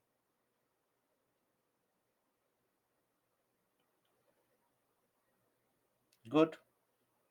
Majority of you are correct. So basically, at the region of A, what is the pressure? 990. The pressure is 998 here at the region of A. It is 998. At the region of B, what is the pressure? It is 1004. Right? So what is the pressure difference? You have a difference of 6 millibar. When we talk about C, C again is 998. And when we talk about D, D in all probability might be 999. Right? So what is the pressure difference? 1 millibar. So just by looking at the spacing between the isobars, we can get an idea about how the pressure is changing or how rapidly or how slowly the pressure is changing. For example, as you move from Delhi to, let's suppose, Patna or somewhere in the east, in the region of Jharkhand, there, as you move in the east, the pressure is changing for as 1 millibar, maybe for a distance of 1,000 kilometers or more. But as you move from this region, A, let's suppose to somewhere in Maharashtra, pressure is changing by 6 millibar over the same distance of 1,000 kilometers. So the spacing, here you have the isobars which are close to each other, isn't it? Here you have isobar which is far away from each other. So the spacing of isobars, they give us an idea about how quickly or how slowly the pressure is changing over a particular distance. Okay, so here spacing of isobars or spacing between isobars.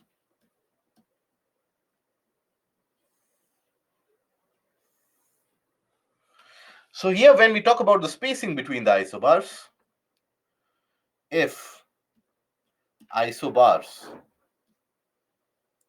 are far away from each other,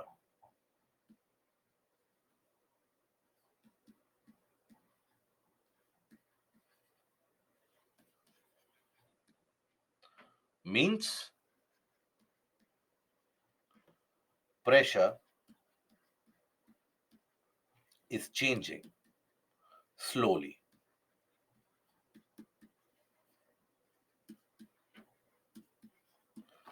If isobars are very close to each other,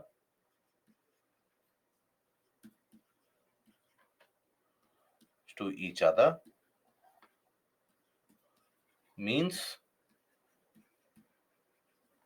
pressure is changing rapidly.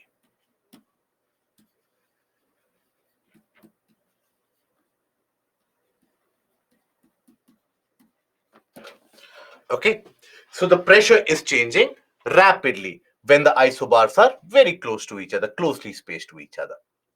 So that change in pressure over a distance, that is what we refer to as pressure gradient. So when you hear about the term pressure gradient, first of all, look at the written portion of it. The change in pressure with horizontal distance is termed as pressure gradient. Okay, so the change in pressure over a particular distance, that is the gradient of pressure. What is gradient? We talk about the slope, that this is the slope has got, or this region or the land has got a gradient to it. Means there will be a portion at a height, there will be a portion at a lower level. Water always flows from a higher elevation to a lower elevation, doesn't it? You will never come across the movement of water from a lower elevation to a higher. Never. Always from a greater height to a lower height, right? So that flow of water requires that height gradient. When we talk about the wind movement, it requires the pressure gradient, because winds will always blow from a high to a low. Winds will always blow from a high pressure to a low pressure. Why? Because high pressure is a region of surplus of air molecules. Low pressure is a region of deficiency of air molecules. Here, if you observe this particular image, you will observe that in the region of high pressure, you have a lot of concentration and excess of air molecules. Here you have very little amount of air molecules in the region of low pressure. So that is where the wind will always blow from a region of surplus to a region of deficit. Now, depending upon how much more particles you have, let's suppose here you have much more number of particles. Let's suppose here you have more thousands and hundreds and millions of more of these particles. Let's suppose, right? Now, if you have much more number of particles here, means what? That the high pressure is pretty strong, stronger in comparison to earlier. The high pressure is pretty strong. That is why you have so many particles here. And here you have an absolute deficiency. Here you have deficiency. So if more number of particles are present in this region of high pressure, the wind movement, will it be stronger? Will it be the same? Will it be weaker? Or does this question make no sense at all? What do you think?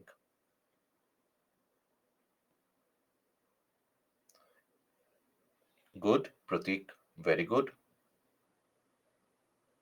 Stronger. Very good.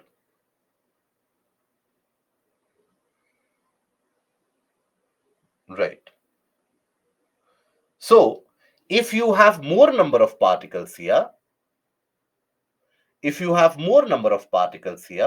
means what?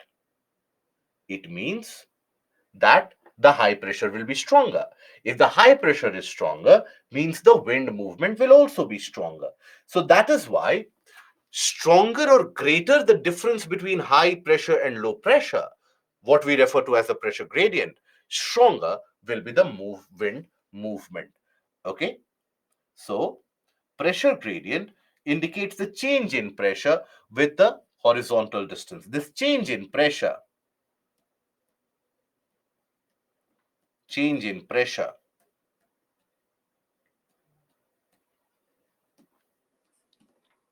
is what? Difference between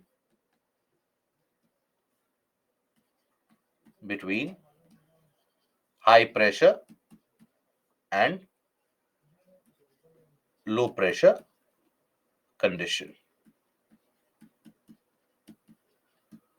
Greater the difference,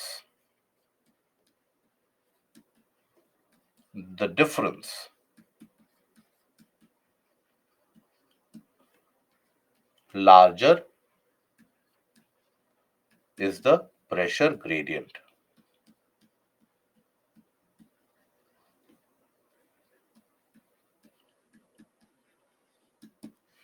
Greater the difference between high and low pressure, larger is the pressure gradient, right? And we also know that greater the difference between high and low pressure, that means there will be a significant wind movement as well. Stronger the pressure gradient,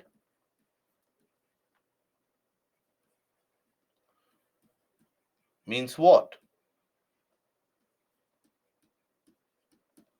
You will have stronger,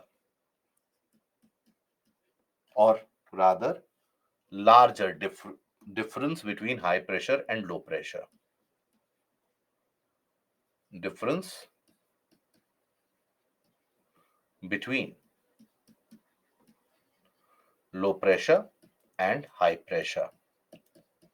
When you have a greater difference between high pressure and low pressure, means stronger wind movement, or velocity or speed, or wind speed, right? So wherever there will be a pressure gradient, there will be a wind in motion. Winds will always blow from a region of surplus to a region of deficit. Here in the high pressure, you have a region of surplus. You have more number of air molecules. So always the winds will blow from a region of a high pressure to a region of low pressure. So the next time when you encounter a wind where a wind blows horizontally across your face, it might have a different direction every time that the wind blows. But whenever you encounter this, always understand if the wind is coming like this, means there is a low pressure somewhere behind you. If the wind is coming with a greater velocity, means the low pressure might have a much lower condition as compared to earlier, or the difference between high pressure and low pressure might be further stronger. So wind speed can be referred to be proportional to pressure gradient.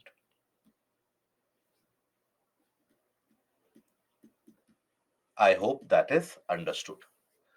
So whenever you have this pressure gradient, it induces a kind of a force which basically moves the wind and the air particles from the high to low pressure. And that is what we also refer to as the pressure gradient force. That is the force induced just by virtue of having that gradient of pressure. Okay, so now let us take a look at the various different factors which influence and impact the wind velocity and the direction of wind. Because not every time you experience the same velocity of wind. In certain cases, the wind velocity is much stronger. In certain cases, it can be much, much weaker as well. So you have various factors which influence the velocity and the movement of the wind. So let us understand that. Overall, you have to understand that force of gravity is an ever looming, or has got an ever looming presence on the surface. So it is that gravitational force which will pull the wind, or which will not allow the wind to simply rise up from the ground surface. So that is why you have that horizontal movement of wind which is very dominant. But other than that, you have three major forces, or three forces which are chiefly responsible for inducing the velocity and the direction of the wind. One is the pressure gradient force, another is the Coriolis force, and the third one is basically the frictional force, or the force of friction. So you have these three kinds of forces which are primarily responsible for the movement of the wind. We will cover each one of them, and we will try to understand how they impact the wind movement, if at all. And eventually, after that, we will try to understand what is the wind circulation observed across the planet, or the air circulation observed across the planet. So, here, first of all, the pressure gradient force.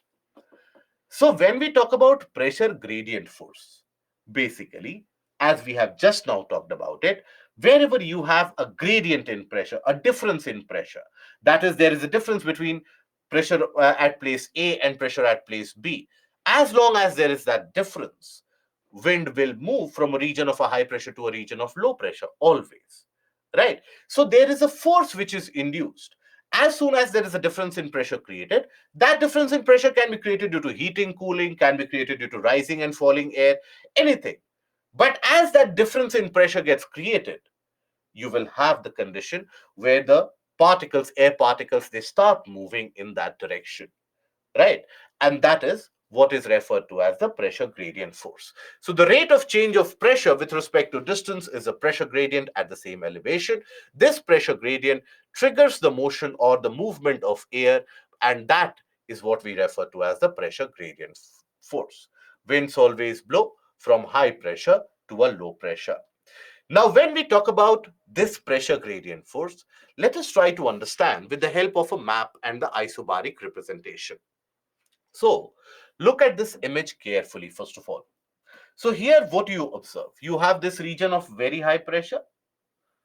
So, this is the region of high pressure having 1036 millibar as the pressure in that area, right? 1036 millibar as the pressure. This is your low pressure, 988 millibar. But the spacing between the isobars in between, that is not uniform, is it?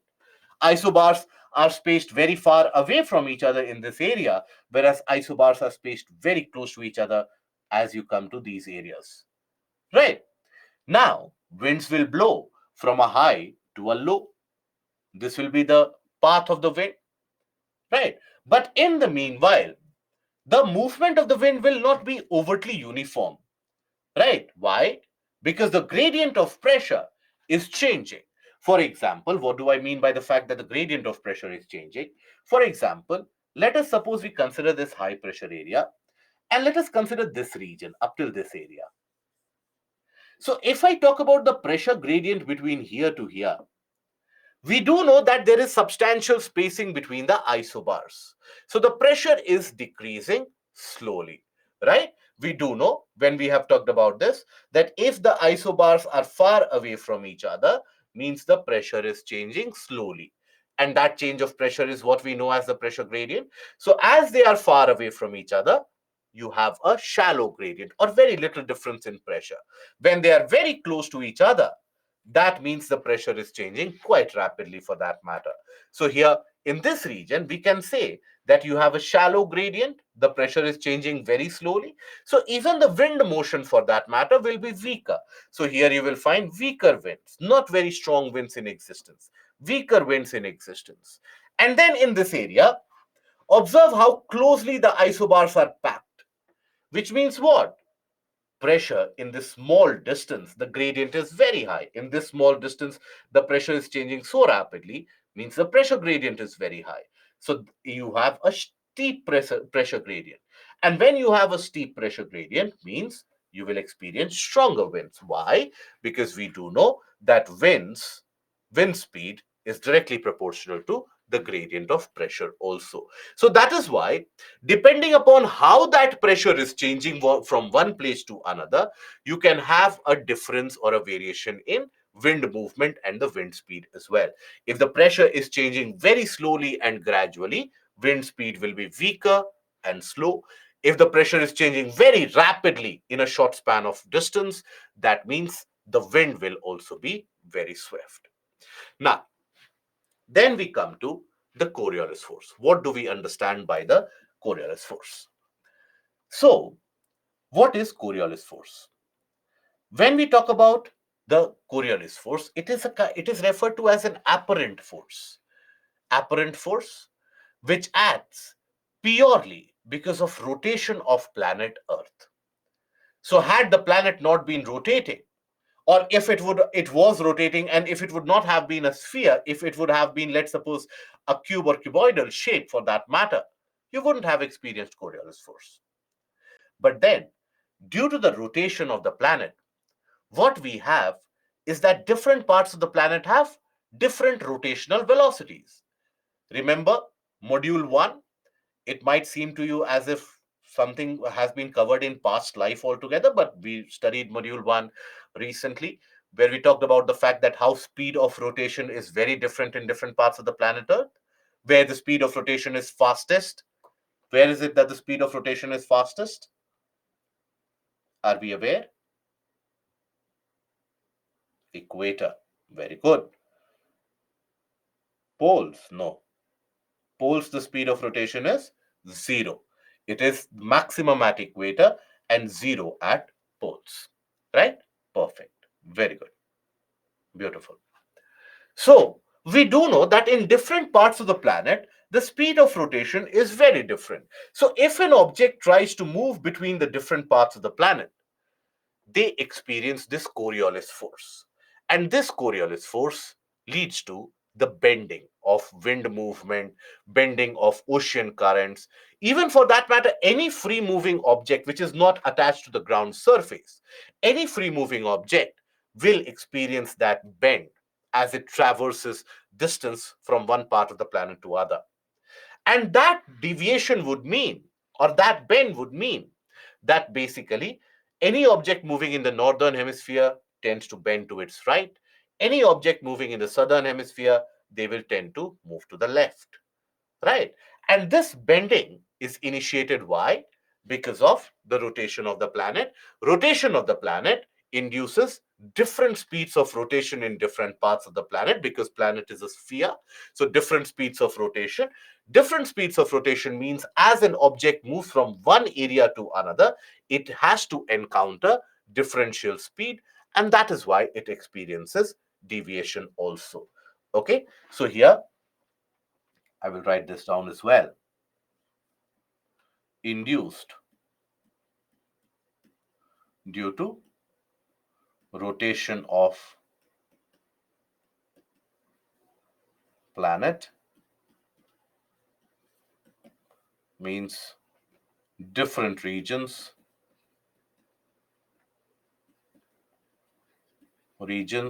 rotate at different speeds,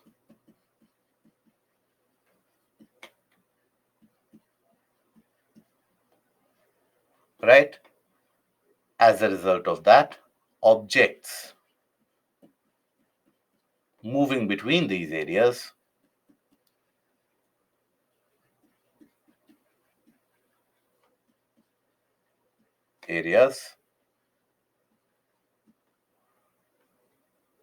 deviate from the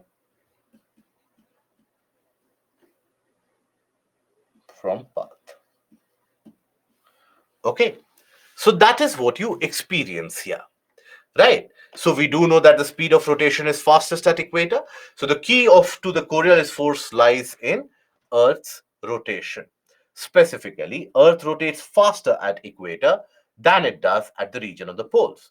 Earth is widest at the equator.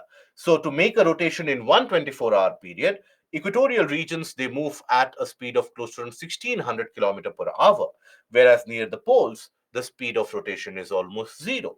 So as different areas, they do experience different speed of rotation. That is why, let's suppose, even for that matter, an airplane, if an airplane tries to move from here to here, if this is its path, it will rather end up reaching here. Okay, so that is why you will find out that if the airplane has to come here, they generally take a path like this because they will expect a deviation. Even in India, when you have the movement, let's suppose, between Delhi to Mumbai or Delhi to Bangalore, ideally the pathway should be like this, straightforward, almost straightforward, right? But you will experience that the airplanes, they generally travel a path like this in order to counter for that deviation.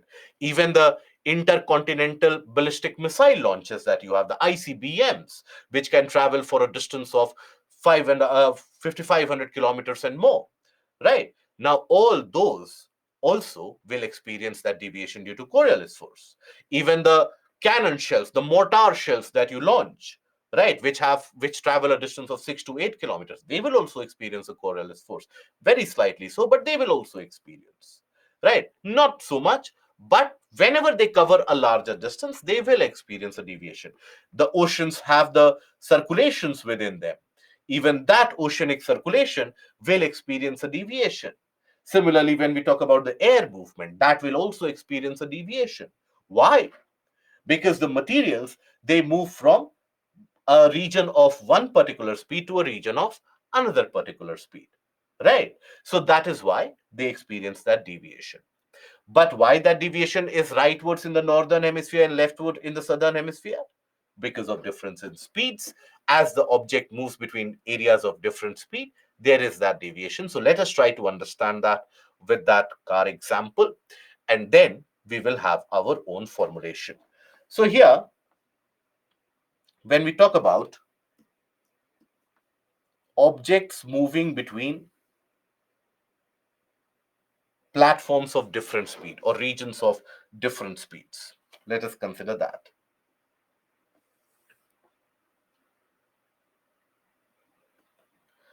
So, first instance, when I have, let's suppose, a kind of a bus, or let's suppose I name it car A, and I have another moving vehicle, car B.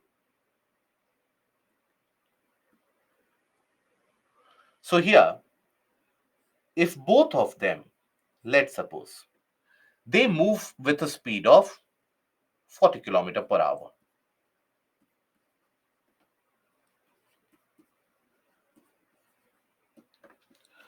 Okay, if both of them they move at a speed of 40 kilometer per hour, now with respect to each other, they will almost be static in nature. You would also have experienced many of the times, and this is the general case in Indian roads specifically. People need to have all their conversation while they are basically moving on the vehicles in their road. So you will find that friends they move together in the bicycle, in their motorbikes, and or even in their vehicles, and they converse with each other moving at the same speed. So with respect to each one, even though they are moving at a speed of 30 or 40 kilometer per hour with respect to a standing person on the ground, but with respect to each other, they would be moving almost at a similar speed and they would be static. So in this case, if let's suppose there is an individual who throws a ball from A towards B, what do you think will happen? With respect to each other, they are almost static. So if in that condition someone throws a ball from here, it will reach B, and depends on how the person catches or how good a person is at catching, that ball will be caught by the B, right? So here we can say, or we can observe here, that when an object, that is the ball, when the object moves between places of equal speeds, there is no deviation as such. But where will the deviation happen? So let's assume here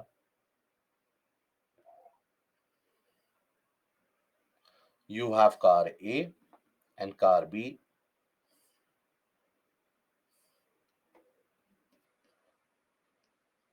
Now, A is moving at 40 kilometer per hour.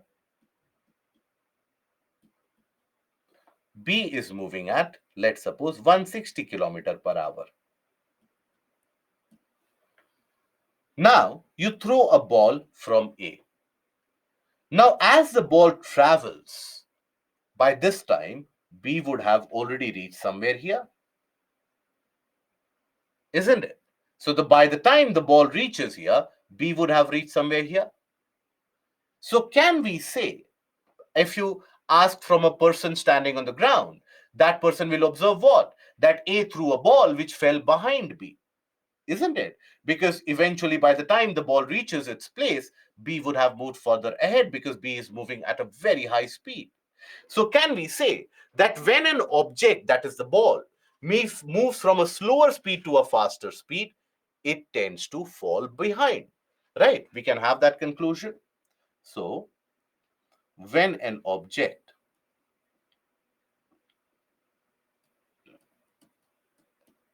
moves from slower to faster speed,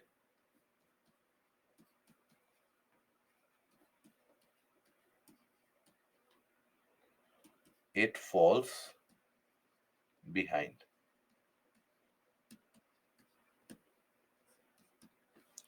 It tends to fall behind, right?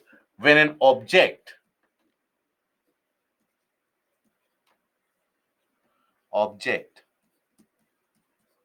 moves between similar speeds,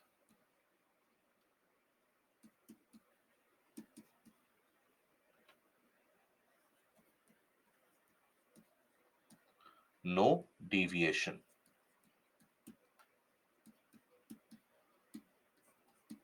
Right? Now we come to the third instance. In the third instance, let us assume that you have car A here, you have car B here,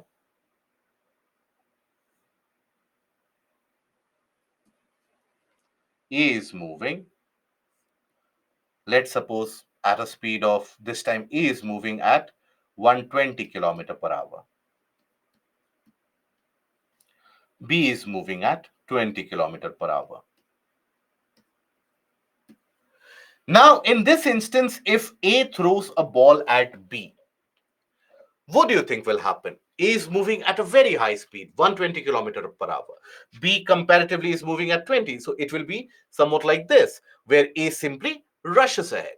So if in that condition A throws a ball at B, will the ball be caught by the person in B? Will the ball fall behind B? Or will the ball fall ahead of B? What do you think? Ahead? Isn't it? It will always fall ahead because A is the one throwing the ball and A already has that great speed. So the ball will basically be thrown forward. So here, ball will be reaching somewhere here and B would be behind, isn't it? So here, we can come across to the third conclusion. When an object moves from faster to slower speed,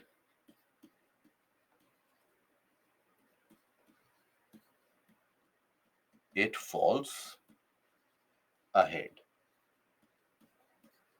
Right? So we have these three conclusions in front of us. Based on these three conclusions, let us see if the wind moves from the polar region or to the equatorial region, there will be a variation or there be a deviation or not. We'll take a look into that. But before that, if in this case, rather than 160 kilometer per hour, and just apply sheer logic, rather than 160 kilometer per hour, let's suppose if it was 200 kilometer per hour. So by the time that the ball would have reached the destination, B would have moved further ahead as compared to earlier. If I increase it to 20 kilometer per hour, B would have raced further ahead. So what does that tell you? Greater the difference in speed in between different areas, greater to that greater degree the ball will fall behind or will fall ahead, isn't it? So we can come across with a conclusion: greater the difference in speed, greater the deviation experienced.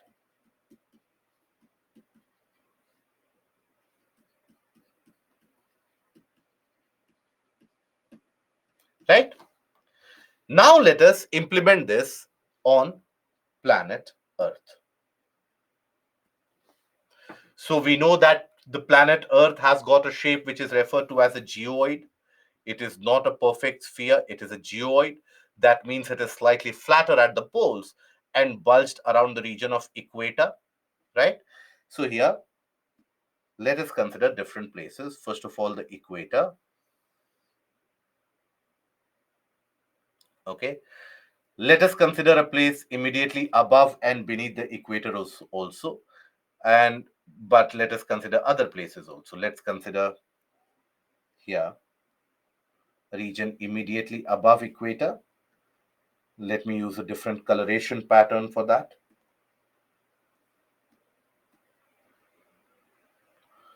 Let us say I'm considering 5 degree north. and I'm considering 5 degrees south latitudes. Okay.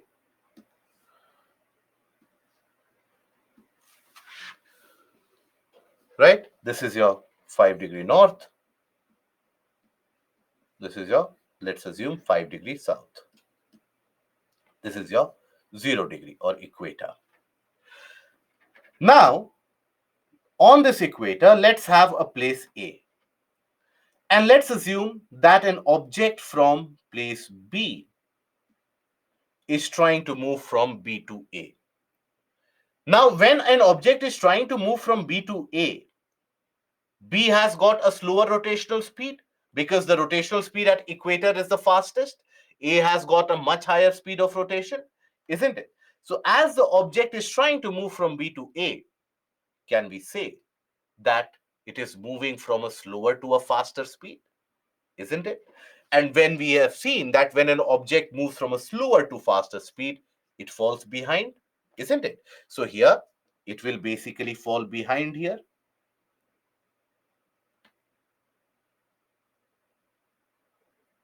Somewhere here, A dash, it will fall here. So that deviation is in which direction? It is a rightward deviation. Let's suppose from A, an object has to go to the portion B. So can we not say that object is moving from a faster speed to slower speed because the speed of rotation is the fastest at equator? So here, as it is moving from a faster to a slower speed, here, what happens?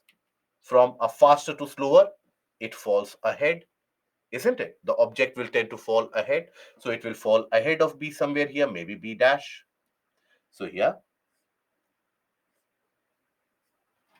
So what is this deviation? It is a rightward deviation. But what about the southern hemisphere? So let's observe. Let's imagine an object here has to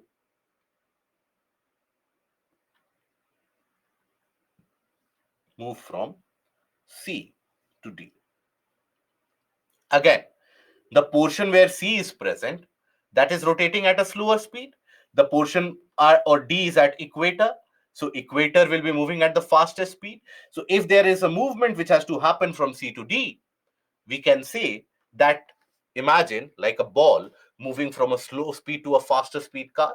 So just like a ball here, moving from a slow speed to a faster speed, what happens? It falls behind. So rather than reaching D, it will reach somewhere here, D dash. Here. Right? So what is this kind of a deviation? It is a leftward deviation, isn't it? Then similarly, let's suppose from D, an object has to come to C. So D is moving at a faster speed, C is moving at a slower speed, isn't it? So we have a similar situation that an object moves from a faster to slower speed. It will tend to fall ahead. So here, the entire planet is rotating from west to east. Keep that in mind always. So here, from D, it will basically fall somewhere ahead, maybe C dash. So what is this deviation? It is a leftward deviation, isn't it? So that is why objects moving in the northern hemisphere will experience a rightward deviation always. Objects moving in northern hemisphere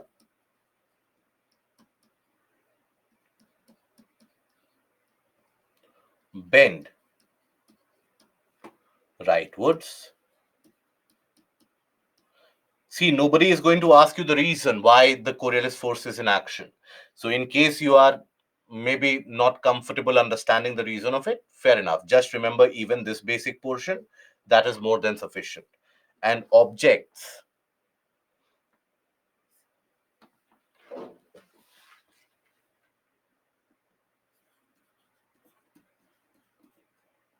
moving in southern hemisphere will bend to the left always. Now, another thing that we had seen is the fact that If let's suppose an object is moving in places of similar speed, there is no deviation. If both the cars were moving at 40 kilometers per hour, from one car, if you threw a ball, the other person in another car would be able to catch the ball. Now, when we talk about this 5-degree north and 5-degree south, let's name this place 1, let's name this place 2. Now, here we do know that immediately around the region of equator, the speed of rotation in that place will be almost similar because the radius will be almost similar, right? So radius will be similar, so the distance covered by them will be similar. So speed of rotation of this place also and this place also will be absolutely similar. So if an object has to move from 1 to 2, it is virtually moving in between areas of similar velocity.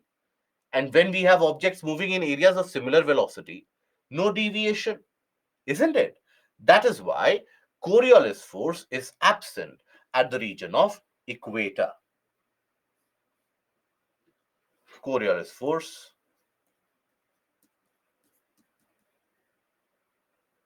or effect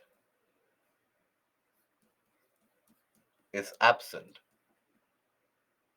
Yes, Shalu, perfect. Absent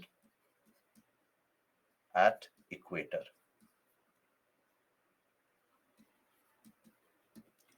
Now, what about the polar region, the polar area? Why absent at equator? Because think about it, Afreen, right?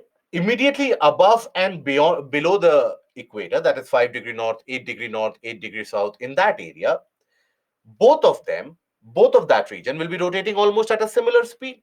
It is not the case as we consider B or C, they will be rotating at a slower speed as compared to equator, but immediately around equator, they will be moving at almost similar speed.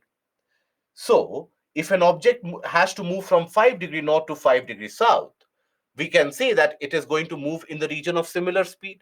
And in that case, will there be a deviation? When an object moves between similar speeds, there is no deviation. So, there will be no deviation which will be experienced as it reaches here. So, that is why no deviation means no Coriolis effect at the region of equator. Right? I hope that is understood. Now, in the region of poles, we do know that the speed of rotation in the region of poles is 0. Speed of rotation equal to 0. And deviation from one region to another is fueled by what? Or is decided by what? By the difference in speed, the difference in relative velocity. That is what determines the amount of deviation. If there's a greater difference between the velocities, there will be greater deviation. If there's lesser difference in the velocities, there will be lesser deviation, isn't it? So here, when the speed of rotation at poles is 0, if you compare that speed with any other place on the planet, there will be significant relative difference, right? Even if, let's suppose, the speed of rotation here is, let's assume, 100 kilometer per hour or 200 kilometer per hour. Still, here it is 0, so the difference is 200 kilometer per hour, right? So because the difference in velocity of rotation from the region of the poles as compared to any other place across the planet is going to be maximum, that is why the deviation experienced at the region of the poles is also going to be significant. Why? Because remember, greater the difference in speed, greater is the deviation which is experienced. Okay, so as the speed of rotation at the poles is 0, means greater difference of speed with various places,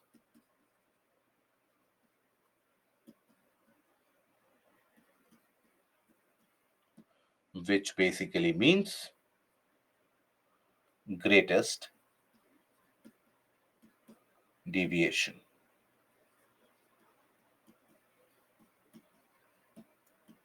That is why it is said that Coriolis force is absent at equator and is maximum at the region of the poles. Okay, so that is why Coriolis force is 0 at equator and is maximum at the poles. But nonetheless, You don't necessarily have to go behind the reason of this, right? In case you are unable to visualize or have a visual understanding of this, we have even put this video up on YouTube with the help of an animation. But rather, I would suggest to you, go for the tablet videos. In the tablet videos, we have used a kind of an animation for this. For the same, the car experiment, we have used animation in order to explain that. Anybody has seen that video? No? Yes. Okay. Quite a few number of you. Good. So basically, there also you can basically see these animations, and if that clears your visual perception, so be it. But if not, just remember the basic thing, that due to Coriolis force, always there will be a deviation to the right in the northern hemisphere. Always there shall be a deviation to the left when we talk about the southern hemisphere. Deflects the wind to the right direction in the northern hemisphere and left in the southern hemisphere. Deflection is more when the wind velocity is high, providing that greater differentiation of velocity. It is maximum at the poles and is absent at the region of equator. The Coriolis force acts perpendicular to the pressure gradient force. Okay, so Coriolis force acts perpendicular to pressure gradient force. What do we mean by that? So let's suppose we are talking about the northern hemisphere.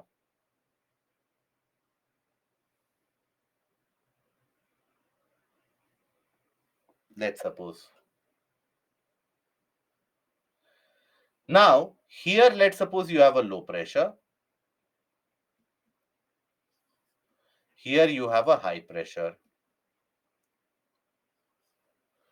What is the direction of pressure gradient force? Low pressure to high pressure, isn't it? That is the direction of your PGF.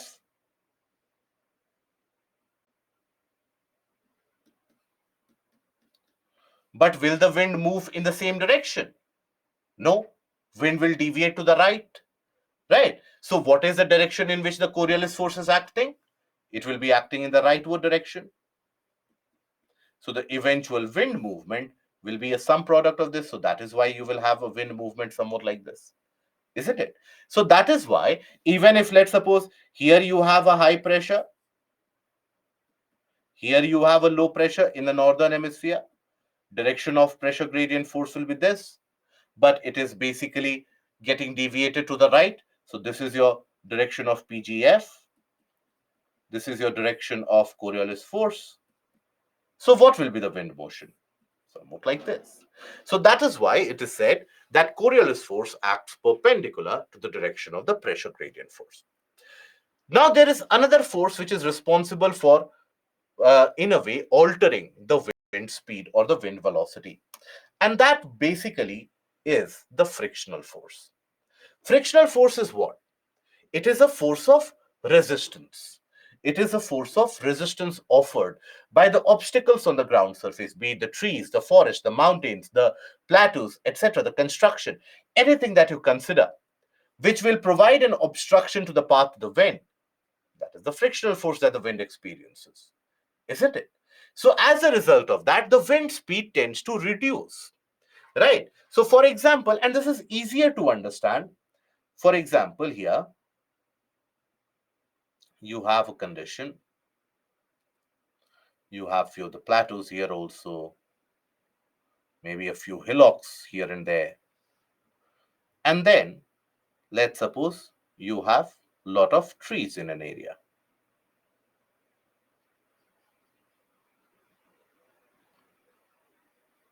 Let's suppose you have a region dominated by vegetation, let's assume. It doesn't look like a plateau anymore, does it? But nonetheless, here if you have wind which is moving,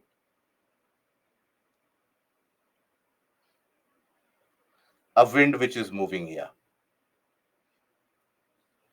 it will experience that resistance. But if you have a wind which is moving here at an elevation of maybe 4 kilometers or 5 kilometers, not much of a resistance. Here the wind will be experiencing resistance, so the power of the wind will reduce by the time that it crosses the trees, isn't it? So that is why this frictional force reduces the speed of the wind due to the resistance that is offered by the various objects in the pathway of the wind motion. But if you go higher up into the atmosphere, you don't experience that resistance anymore.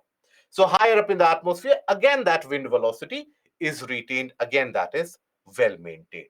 Okay, so that is why here it is the greatest at the surface, closer to the surface, and influence generally extends up till an elevation of 1 to 3 kilometer. Now, this frictional force is very, very limited over the sea surface. Why? Because when we talk about the sea surface, there is not much of an obstruction offered there, is it? So that is why the wind, as it moves, it basically experiences very less resistance. This is the reason why, hence, winds are much stronger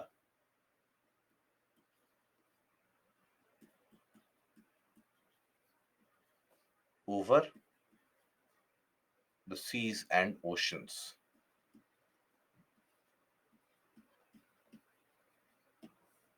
Right. And this is also the reason why certain types of winds that move in the southern hemisphere, they are well known for their speed and their velocity. For example, we will talk about westerlies very soon. Westerlies are a kind of a permanent wind that exists in the northern hemisphere also, that exists in the southern hemisphere also. But the westerlies of northern hemisphere are comparatively weaker. But westerlies of southern hemisphere, they are so very strong because they are moving over a large water body of the Southern Ocean. That is where they emanate that horrifying sound, that kind of horrible sound when a strong wind moves, when a very strong wind actually moves, right? That howling sound that you have. That is why the westerlies in southern hemisphere, they are known by different names such as Fury 40s, Furious 50s, and Shrieking 60s, based upon the name or based upon the sound that they emanate. But that is not the case with the northern hemisphere, right? That is why in certain latitudes, the wind movement is very strong in the southern hemisphere as compared to northern hemisphere because of this force of friction. Yes, Geeta, correct. Now, then we come to the concept of onshore and offshore winds. What do we mean by onshore winds and what do we mean by offshore winds? Onshore. So when a wind, basically onshore means what? Let's suppose a wind comes like this. That is onshore wind. Please understand, land breeze and sea breeze are not considered under this because we are talking about wind and existence of wind over a larger area. Land breeze and sea breeze, as we will take a look of about it very shortly, they exist over a very small span of only around 50 kilometers. But we are talking about larger areas. So onshore winds are those winds which move from water body to the land areas. Move from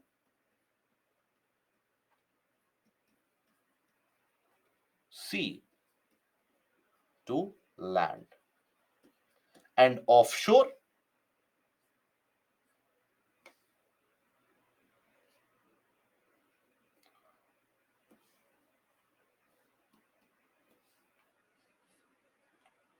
move from land to sea. Now, when we talk about onshore, that is from sea to land. Now, they will be moving over sea surface for a long period of time. As they would be moving over the sea surface, they would be picking up the moisture from the sea also, right? So the wind will be very rich in moisture content. And then when they hit the land, they will drop the moisture in the form of rainfall. They will bring substantial and sufficient amount of rainfall there, isn't it? So always the onshore winds bring moisture from the sea and causes rains. Whereas when we talk about the offshore winds, they are moving from over the land areas. Land areas, they are not the source of moisture. Air moving over the land areas are generally very dry, right? So winds would be dry in nature. Moisture means water vapor that is picked up. Are we not aware about the term meaning of moisture? Moisture is something which is very commonly used, right? So winds would be dry in nature and hence not cause rains.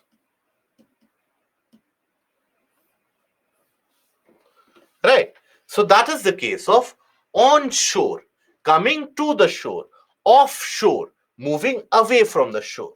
Right. So similarly, you have this terminology is always referring to coming from sea to the land in the case of onshore, moving from land to the sea in case of offshore. Now, here, as we will study later in the world climate, wherever onshore winds are in existence, there you have the occurrence of rainfall.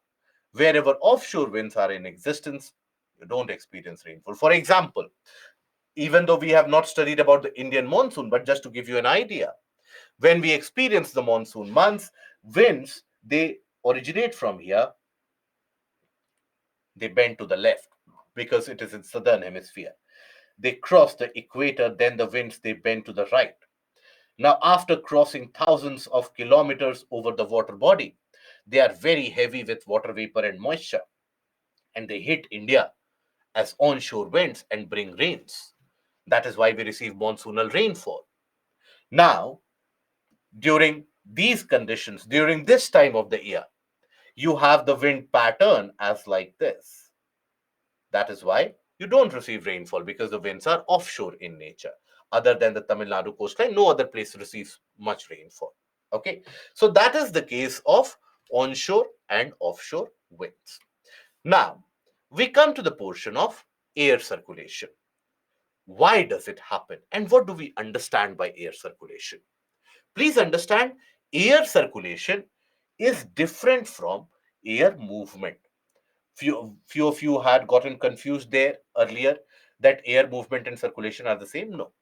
Circulation means a kind of a repetition, coming back to the point of origin, right? That is what largely reflects that circulation pattern. Now, before that, one basic question. When we talk about Coriolis force, will it be acting only on the surface winds or will it be acting even in the upper air winds? What do you think?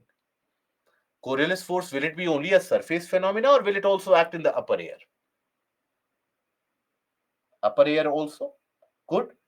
Very good. Keep that in mind as we move ahead. Coriolis force will act in upper air also because the planet is rotating even in the slightly higher altitude. As the winds are blowing, there also they will experience that deviation. So it acts in both the areas. Now, here, why does air circulation happen? It is because of a very simple reason that different parts of planet Earth receive different amount of heat. You have areas which are in the lower latitudes.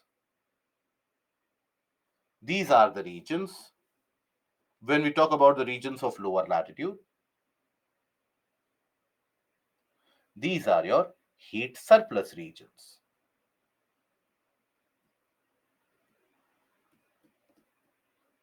Right?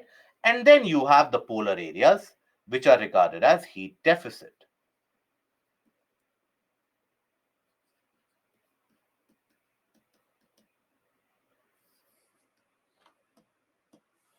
Okay, so you have regions of heat surplus and you also have regions of heat deficit. Now, in order to carry out the temperature distribution, so their heat deficit areas will be generally colder, heat surplus areas will be generally hotter. There will be high pressure, low pressure centers. So, in order to carry out the thermal distribution of temperature and have a uniform distribution, that is why you have the wind which moves and that circulation is achieved. So, for a long period of time, mankind has always tried to figure out that why this circulation has happened or where this circulation has been happening. And mankind basically relied upon. The reports provided by the sailors and the mariners, the people who would move with ships across larger distances through the Middle Ages, because they would have the information that, okay, this is the direction in which the wind is moving. This is a particular direction in which the wind is moving. They would have the idea about it, right? So based upon that, there was always an inkling that across the entirety of the planet, winds are in existence throughout the year in a certain direction. But why does that circulation happen? That puzzled everyone. Till you had an individual named Hadley. He came up with what is referred to as the unicellular model of circulation. Cellular model of circulation.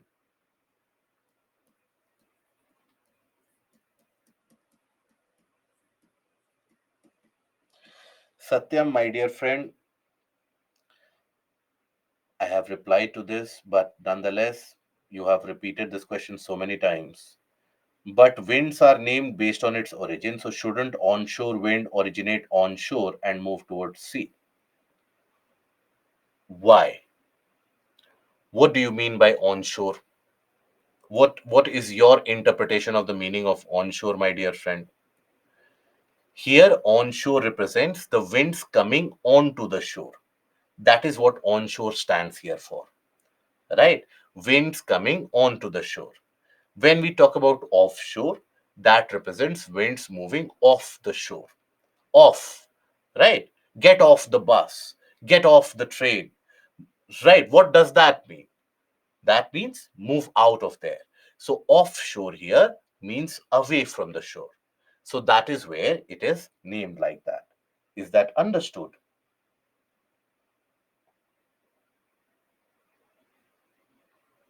Because I don't think that is so much of a problem that you have had a kind of a panic moment out there. And then, Preeti, you have also been asking a question about, please explain once more about the perpendicular nature between the Coriolis force and the pressure gradient force. Understand, Preeti, Coriolis force in the northern hemisphere will try to bend the winds to the rightward direction. In the southern hemisphere, they will try to bend the winds to the leftward direction. If you have a condition of a low pressure, a high pressure in the northern hemisphere, what will be the direction of the pressure gradient force? Pressure gradient force, wind always moves from a high to low. So this will be the direction of the pressure gradient force. Can I say that this will be the direction of the pressure gradient force? I can say that. Now, because it is moving in the northern hemisphere, it will tend to bend to the right. Who's right? Your right, my right, or prime minister's right? Who's right? Right of the pressure, right of the direction between high pressure to low pressure. So it will tend to bend to the right here, right? This is the direction of Coriolis force. So the eventual wind movement will be a sum total of this. So that is where we say Coriolis force is perpendicular to the pressure gradient force. I hope that is understood. Shyam, if winds are blown strongly, if we go upward, then why can't we install more windmills in that heights in order to achieve green renewable energy? I like the innovation, I like the spirit. But who will install them? And how tall will you have these? I hope you are aware that the wind speeds at that height is so very great that none of your windmills that you are going to install, because the windmills will need to have a height of 3 kilometers or more, right? So none of those windmills will have enough power. None of the materials in the world have enough power to withstand the strong winds. Later on, as we will study, you have the jet streams there. The winds can move at a speed of around 440 kilometers per hour. Do you think the windmills can be able to tolerate a wind speed of 440 kilometers per hour? No. Even when you have a cyclonic storm, when the wind speed is around 200 kilometers per hour, these windmills get uprooted away from the ground. So will that be possible? It is it is something like, for example, the sun is going to give us solar energy. So why don't we go and install solar panels right in front of the sun so that we get unadulterated access to energy? But who will carry out that process? Will that be possible? So that is why in southern part of the country, in the region around Tamil Nadu, etc., where you will find the greater installation of these windmills, where do you observe these windmills? On the hills, isn't it? So that is where you observe them. Okay. Am I making myself clear? Yogi, do momentum of Earth affect the air circulation? See, any rotating object in space needs to conserve its angular momentum. It is because of that conservation of angular momentum that you will have different areas, we say, that have different rotational speeds. So Coriolis force, in a way, is a sum product for that conservation of angular momentum. Okay.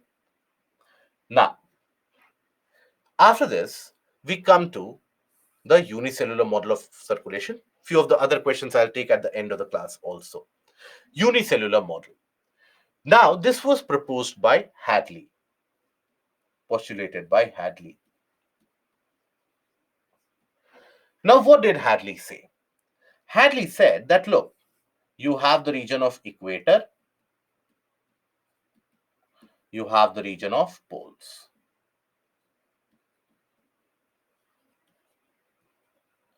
Now, Hadley said that equator will get very, very heated up, very, very hot. So as the equator gets very hot, so the air above it will also get very hot. So this air will rise up. It will rise up till the region of tropopause. Then it will diverge, right? Whereas the region of the pole, so this is a region of low pressure due to very high temperature.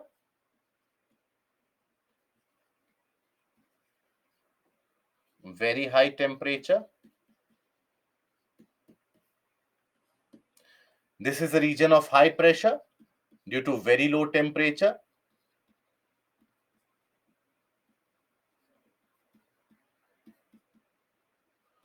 So Hadley said that there will be a circulation in existence between that low pressure and high pressure, where air will rise up from the region of low pressure, it will diverge in the region of the tropopause, and then eventually it will sink here, and you will have a complete circulation in both the hemispheres. Now, because this circulation basically had one cell in each of the hemispheres, hence this was also referred to as the unicellular model of atmospheric circulation. Right? That warm air would rise up at the region of equator and cold air would be sinking at the region of the poles, and you would have a circulation thereby. So that would mean that on the surface, you would have winds moving from the region of equator all the way, from the region of the poles all the way till the region of equator. From the region of the poles all the way till the region of equator will be the surface movement of wind. Now, this I'm talking about few centuries ago. That was the understanding. Obviously, over a period of time, people found out that no such wind is strong enough that it would originate in the region of poles and carry on all the way till equator, covering those thousands of kilometers, tens of thousands of kilometers, because the frictional force over that span of distance is strong enough, or is powerful enough, is capable enough to weaken the wind, right? Frictional force will not allow the wind to move that far. And later on, it was understood that even Coriolis force, which was later on understood in the 1800s, it was understood that even if, let's suppose, a wind does originate here, it will deviate to the right, it will deviate significantly to the right, it will never be able to reach the region of equator, right? Even in the upper atmosphere, the wind which is originating from equator, it will also deviate to the right, it will never be able to reach the region of the poles. And meanwhile, you had various different sailors also reporting that in certain areas, you have the wind direction which is very different from what was postulated here. Surface wind direction was very different. So, based upon all those findings, this unicellular model of atmospheric circulation was eventually junked. It was discarded. But then you had the astronomer and climatologist come together, that is William Ferrel in US. Now, he was basically an American geographer and American climatologist. So, William Ferrel, he observed the impact of the Coriolis force, where he basically said that no wind can move that distance because the deviation will be such that it will end up uh, ending very long time before that. So if a wind originates from the region of the poles, it will never be able to reach the equator. It will deviate before that itself. If the upper air circulation is happening from here, it will never be able to reach the poles. It will deviate long before that. So based upon Ferrel's finding, eventually we arrived at the acceptable model of atmospheric circulation, which is what is referred to as the tricellular model of atmospheric circulation. So here, tricellular model of circulation.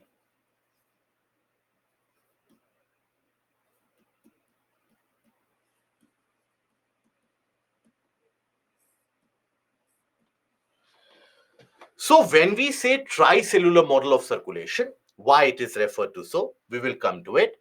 But before that, let us try to understand how across the different parts of the planet, how is it that air circulation is attained or air circulation is observed. So let's consider this ground surface. Now here we shall be considering only one hemisphere, because what happens in northern hemisphere almost is replicated in the southern hemisphere as well. So we shall be considering only one hemisphere. Let's consider this as 0 degree. Let's consider this to be 30 degrees north. Let's consider this to be 60-degree north. Let's consider this to be 90-degree north. Now, okay, just so that it doesn't confuse you, this does not necessarily have to be 60 and 90. Somewhere in the range between 55 to 65, you can consider that. 65-degree north, 25-degree north to 30-degree north. Similarly, in the southern hemisphere also. Now, we have seen basically that around the region of equator, you receive high amount of solar insolation. So there's a greater amount of heat. So as the region of equator gets heated up, what happens? The air warms up. The air, when it warms up, it will start rising. The air starts to rise.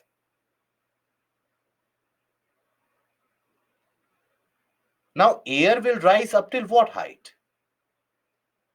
Up till the tropopause. That is where the air rises up to.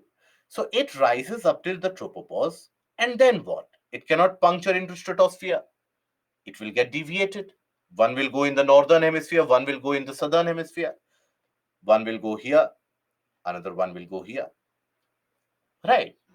In the meanwhile, around the region of the poles, you have very low temperature. Very low temperature means here you have sinking air column, which will create that high pressure. And from that high pressure, the winds will move like this, start moving towards the lower latitude from that region of high pressure. Now, for a moment, consider this area. Consider this circulation, the circulation that you see here. And listen to this carefully. This is the upper air circulation. So will the upper air circulation experience Coriolis force? Are we clear about that or no? Yes, it will experience. It will experience Coriolis force. So let's suppose here we consider the upper air movement.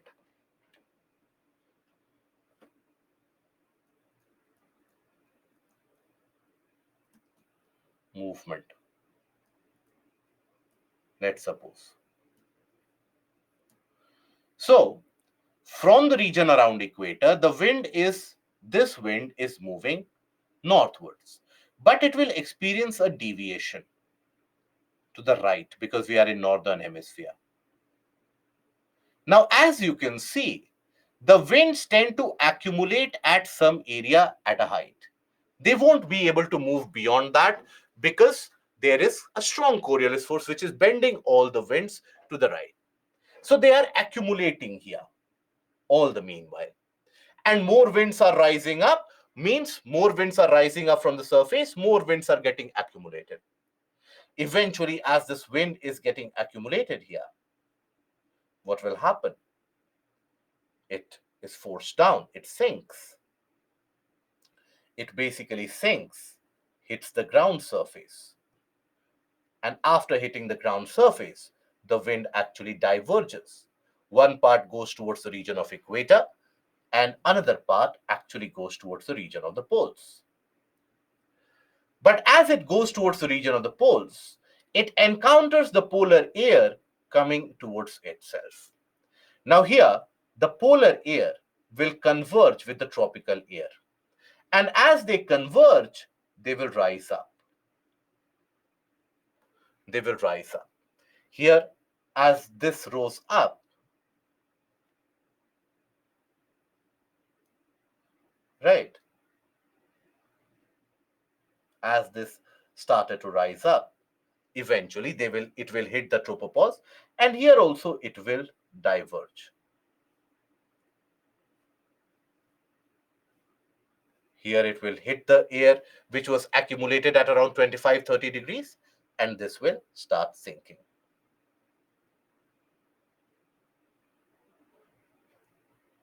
Here the wind will move like this and will then come to the polar area. So here you see a kind of a circulation in the entirety of the northern hemisphere. Now, the circulation around equator, that is created why? Because heating around the region of equator, that is because you have the creation of low pressure. Right? And that low pressure, is this thermal low pressure or is it a dynamic low pressure? Good, Manish. Almost preempted that. It is a thermal low pressure, isn't it? Now here, when we talk about this particular circulation, here in the region of the poles, that is being driven by the high pressure in the region of the poles. Now this also is driven by very low conditions of temperature, very low temperature conditions at poles. So this is also a high pressure. It is also a thermal high pressure, isn't it? So here, these circulations that is in the region around equator, in the region of the poles, they are driven by the thermal conditions of pressure. This is what is known as Hadley cell. This is what is known as the polar cell. And this is what is known as Ferrel cell. So Hadley cell and Ferrel cell, Hadley cell and polar cell, they are driven by the thermal pressure conditions. But in between the Ferrel cell which is there, that is driven by purely the dynamic conditions. It is like a gear, right? So gear movement, how do you observe the gear movement? So you have two circulating systems, in between them you have the gear that will also end up moving because of that. So because the Hadley cell is basically germinated because of temperature conditions, polar cell is generated because of temperature conditions, in between them you have a circulation of the Ferrel cell. Now here if you observe, so at this region of 25 to 35 degree north, generally it is around that range only. So in this area, temperature will be high, right? 25-30 degree north is and south is going to be higher temperature. But still, here you have a sinking air column. The air is sinking here, right? Because there is a convergence in this area. So the air is sinking here. So on the ground surface, what is the condition it will create? It will create a condition of high pressure. So this is a dynamic high pressure. This is what is also referred to as subtropical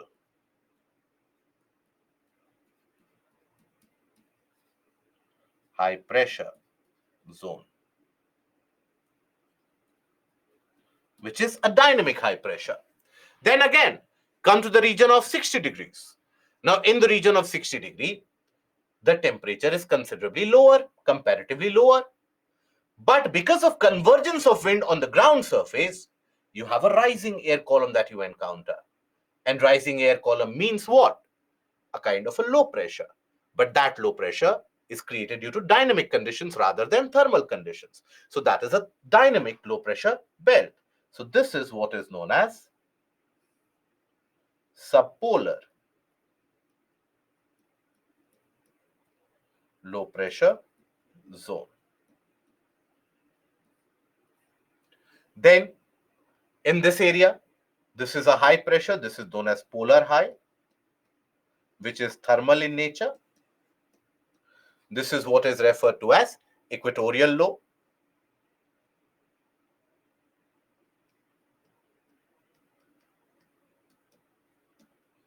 which is again thermal in nature, right?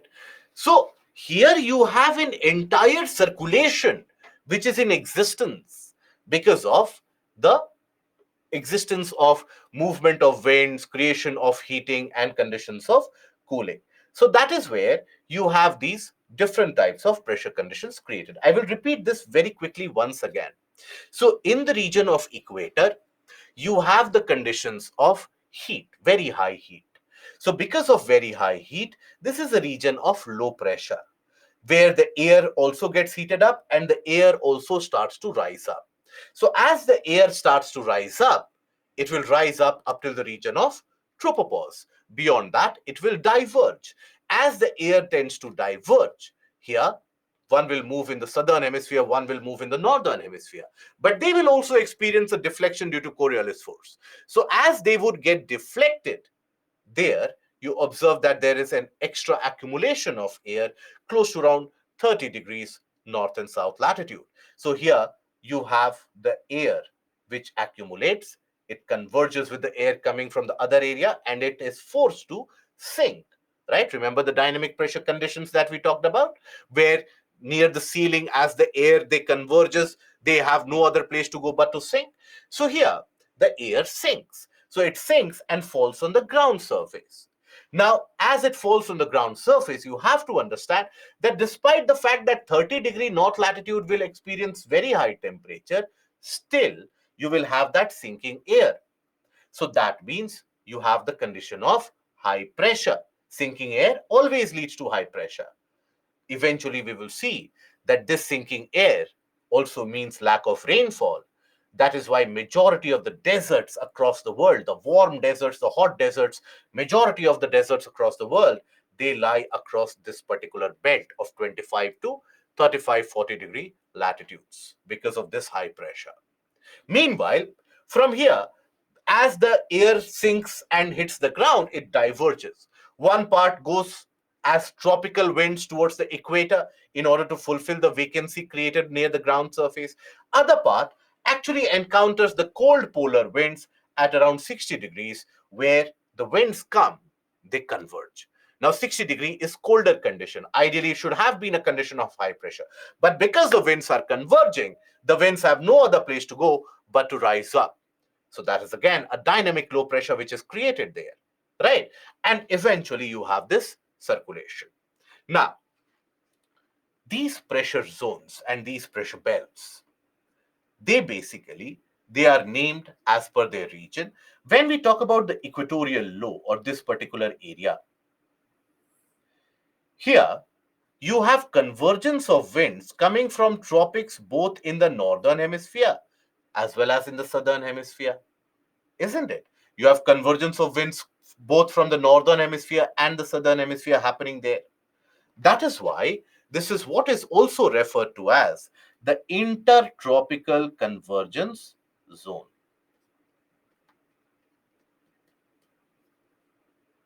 Convergence zone, or ITCZ. That is why it is also known as the ITCZ, because here the winds from both the tropics, they actually converge here, right? Hence the ITCZ, or the intertropical convergence zone. Now, when we talk about heating and cooling, for example, let's suppose we talk about that process of heating and cooling between the various different seasons. Now we have seen already that the position of the sun in various seasons that changes. Sun is not always fixated at the same location, that position changes. So let's suppose when it is summer in the northern hemisphere. So at that point of time, sun will be somewhere here. So if the sun is shining somewhere here, means what? Will equator still continue to be the hottest place? No. The hottest place might shift somewhere here. It might shift somewhere here. So wherever it will shift, the convergence will start happening there itself. That will be the region of low pressure. So during the northern summer, the ITCZ will shift north. As the ITCZ shifts north, the Hadley cell will also shift north. Hadley cell shifts north, the Ferrel cell also shifts north. Then when we talk about the southern summer, that is summer in the southern hemisphere, that is where the sun will be here somewhere. So basically, the ITCZ or the absolute low pressure will shift somewhere to the south of equator. That means the Hadley cell will also shift to the south. That means the Ferrel cell will also shift to the south.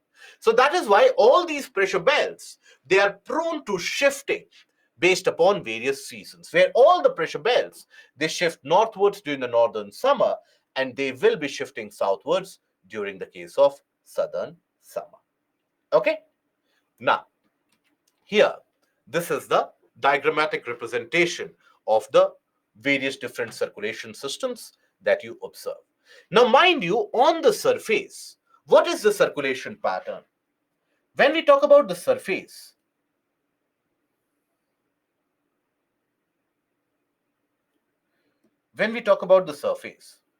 let's suppose this is your equator, this is your 30 degrees, let's assume this is your 60 degree, this is your 30 degree here, this is your 60 degree here. Now on the surface, what is the wind movement? Wind is moving from 30 degree to equator as per the Hadley cell, isn't it? So wind is moving, if I name this as 30 degree, this as 0 degree, this is north, this is south, this is a 60 degree north, this is a 60 degree south, this is your 90 degree. Now as the wind is moving from 30 degree to equator, it will be impacted by the Coriolis force also. So ideally the wind movement has to happen like this. Ideally the wind movement in southern hemisphere has to happen like this, but it will be impacted by the Coriolis force, where the winds will bend to their right in the northern hemisphere. The winds will be bending to the right in the northern hemisphere, and they will be bending to their left in the southern hemisphere.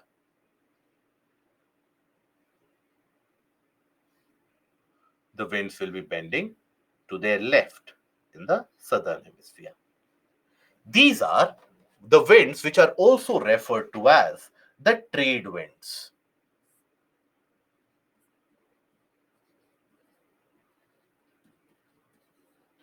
Or in the northern hemisphere, they are known as northeastern trades, and in southern hemisphere, southwestern trades, because the winds are oftentimes named based upon the region or the direction from where they originate. That is used for the naming of the winds. So here you have the wind originating in the northeastern direction coming to southwest. Hence, these are also referred to as northeastern trades in the northern hemisphere and southeastern trades in the southern hemisphere. Okay, so that is their motion, northeast to southwest and southeast to northwest. Now there is a wind motion happening between 30 degree to 60 degree also, isn't it? You observe here, there's a wind motion having here also. So that wind motion, ideally from 30 degree to 60 degree, from 30 degree to 60 degree. Now these winds will also deviate to their right in the northern hemisphere. So these winds will be blowing like this. Now they appear to be originating from the west and moving to the east. Now what about the southern hemisphere? They will be deviated to their left. So here the winds will be moving like this. So these winds which consistently move between 30 degree to 60 degrees, these are what are also known as westerlies, because they originate from west and move to the east. They are known as westerlies. And then you have the winds coming from the polar area to 60 degrees. That is also a surface wind. So from the polar area, you will have a wind coming to 60 degrees, but it will be deviated to the right in the northern hemisphere. And it will be deviated to the left in the southern hemisphere. These winds appear to be coming from the east to the western direction. That is why they are also known as polar easterlies. They are known as polar easterlies. Okay, so that is the case where you will observe that you have the surface winds which are in existence throughout the year, and across the entirety of the planet you have the presence of these surface winds which are prevalent. So that is what is known as the permanent wind or the planetary wind. Why? Because it exists all across the planet and is in existence throughout the year. So as you can see, you have these trade winds here. This is the region of the trade winds. This is the region of the westerlies. This is the region of polar easterlies. This is the region of southeastern trade winds. This is the region of westerlies and the polar easterlies. Now, each of these pressure zones also, they are known by different names, right? Based on certain very basic characteristics. For example, the 30 degrees, they are also what are referred to as horse latitudes.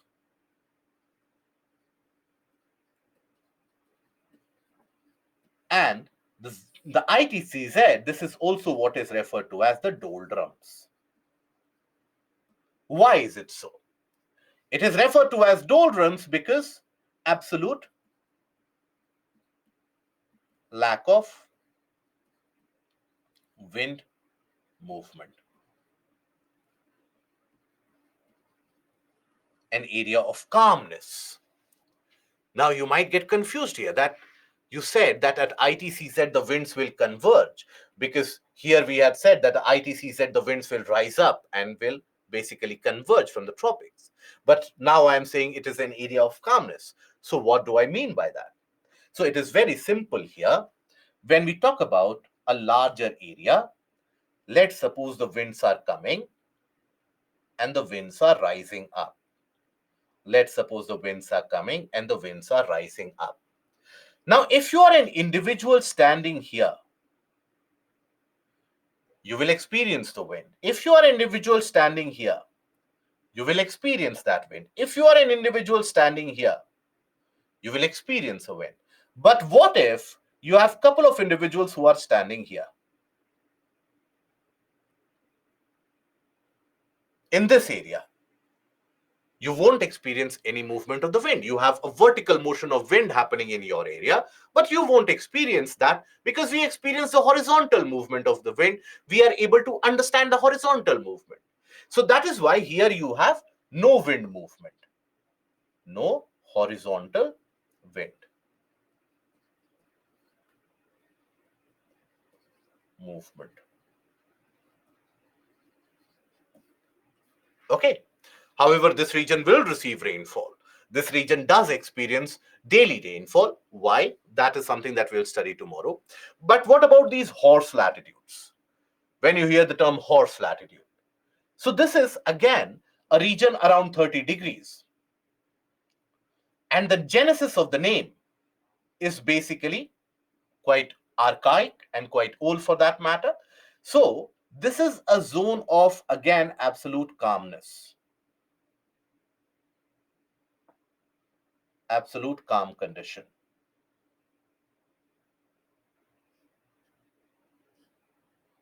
So if you are an individual standing here, you will experience a wind. If you are an individual standing here, you will experience a wind. But if you are an individual standing here, no wind motion at all. Now, as the story goes, basically, during the Middle Ages and during the older ages, whenever the sailors had to navigate through larger oceans, invariably. Now, in those days, the ships would have sails in them. The ships were not powered by the diesel engines or the nuclear engines nowadays that you have. They were basically powered by the wind. Now, they were dependent on the wind motion to carry them from one area to another. Now, as the story goes, many of the times you had many of the sailors who would get stuck in these areas, 30-degree north and 30-degree south, and they would get stuck there for days altogether without any movement at all. Now, the ships have very limited amount of resources, isn't it? So, and in those days, all the ships had to carry a lot of horses in them also, because once they would reach the land, the horses would be used for movement and for transportation. Now, what the sailors would do in order to preserve their resources, the resources of food and water that they had, they would push some of the horses, they would kill the horses and push them in water. Now, when they would push them in water, obviously you are saving the resources which the horse could have actually drunk the water available, etc. So you are saving that resource. But it was also an effort which was made that simultaneously 4 to 5 horses, if you push in the water, it will create a ripple in the water surface that might provide some movement to the ship, and eventually the faint breeze or the small winds might take over. That is why this region of absolute calm is referred to as the horse latitude. So these are your pressure belts and the permanent wind systems across the entirety of planet Earth. Okay. Now I'll do one thing. We'll take up the questions, the a couple of prelims questions up for discussion, and then we will end the session here. So here, let's take these couple of questions. I'm sure many of you have already attempted this. So normally, the temperature decreases with increase in height from the Earth's surface because the atmosphere can be heated upwards only from the Earth's surface. There is more moisture in the upper atmosphere. The air is less dense in the upper atmosphere. What is the reason that the temperature decreases with the increase in height from the Earth's surface? So, think about it.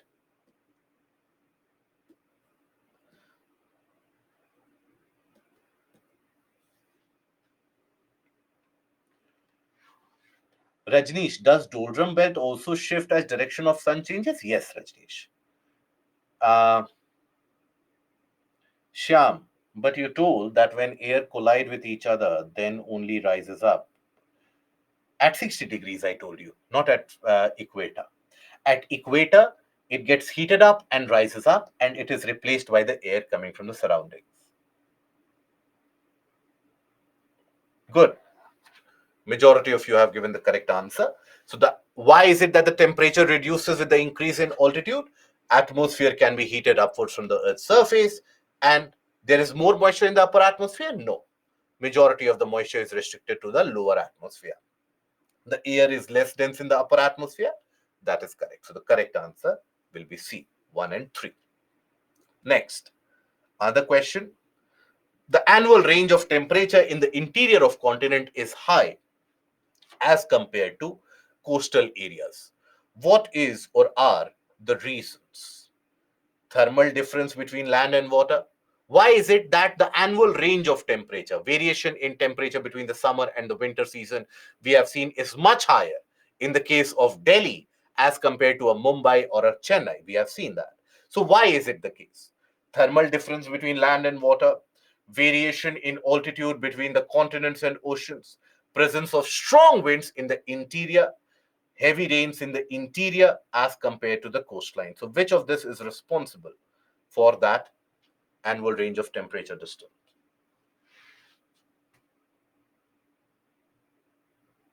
Yes, that is also a reason. Shalu, the weight of ship increased due to the sinking of air, so the horses are thrown to light. See, the prime reason why the horses would be thrown is that, yes, they would lighten the ship. See, understand, sinking air would be present in a wide area. It is not as if sinking air is present only in this small column and all around it, no sinking air. It would be present in a wide area of 50 kilometer, 100 kilometer. So just by throwing off the horses, you cannot come at a solution. So what would be done? The horses would be thrown simultaneously. So that would lighten the load of the ship.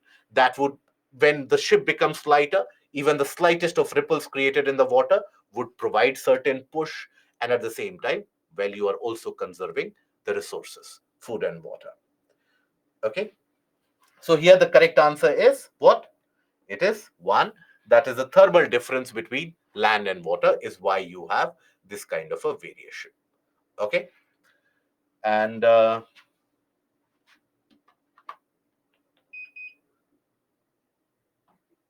Kambapati, is these westerlies and easterlies causing frontal inversion in the subpolar region? Very good, yes. And Atharv, sir, will you talk about the difference between vertical pressure gradient and horizontal one? How does gravity work here? So when we talk about the vertical pressure gradient, it will always be the case that as you move higher up, the amount of pressure does reduce, right? So in case the gravitational force would not have been there, the movement from the region of high pressure to low pressure would have consistently happened, right? But because of the force of gravitation, that vertical gradient is not much accounted for in terms of wind velocity or wind motion. Okay. Can you explain why the statement 2 is incorrect? Obviously, variation in altitude between continents and ocean. But is that the case, or is that the reason, Surya, why you have different temperature experienced? Temperature in the coastal areas are moderate. Is it because of the height between the oceans and the continents?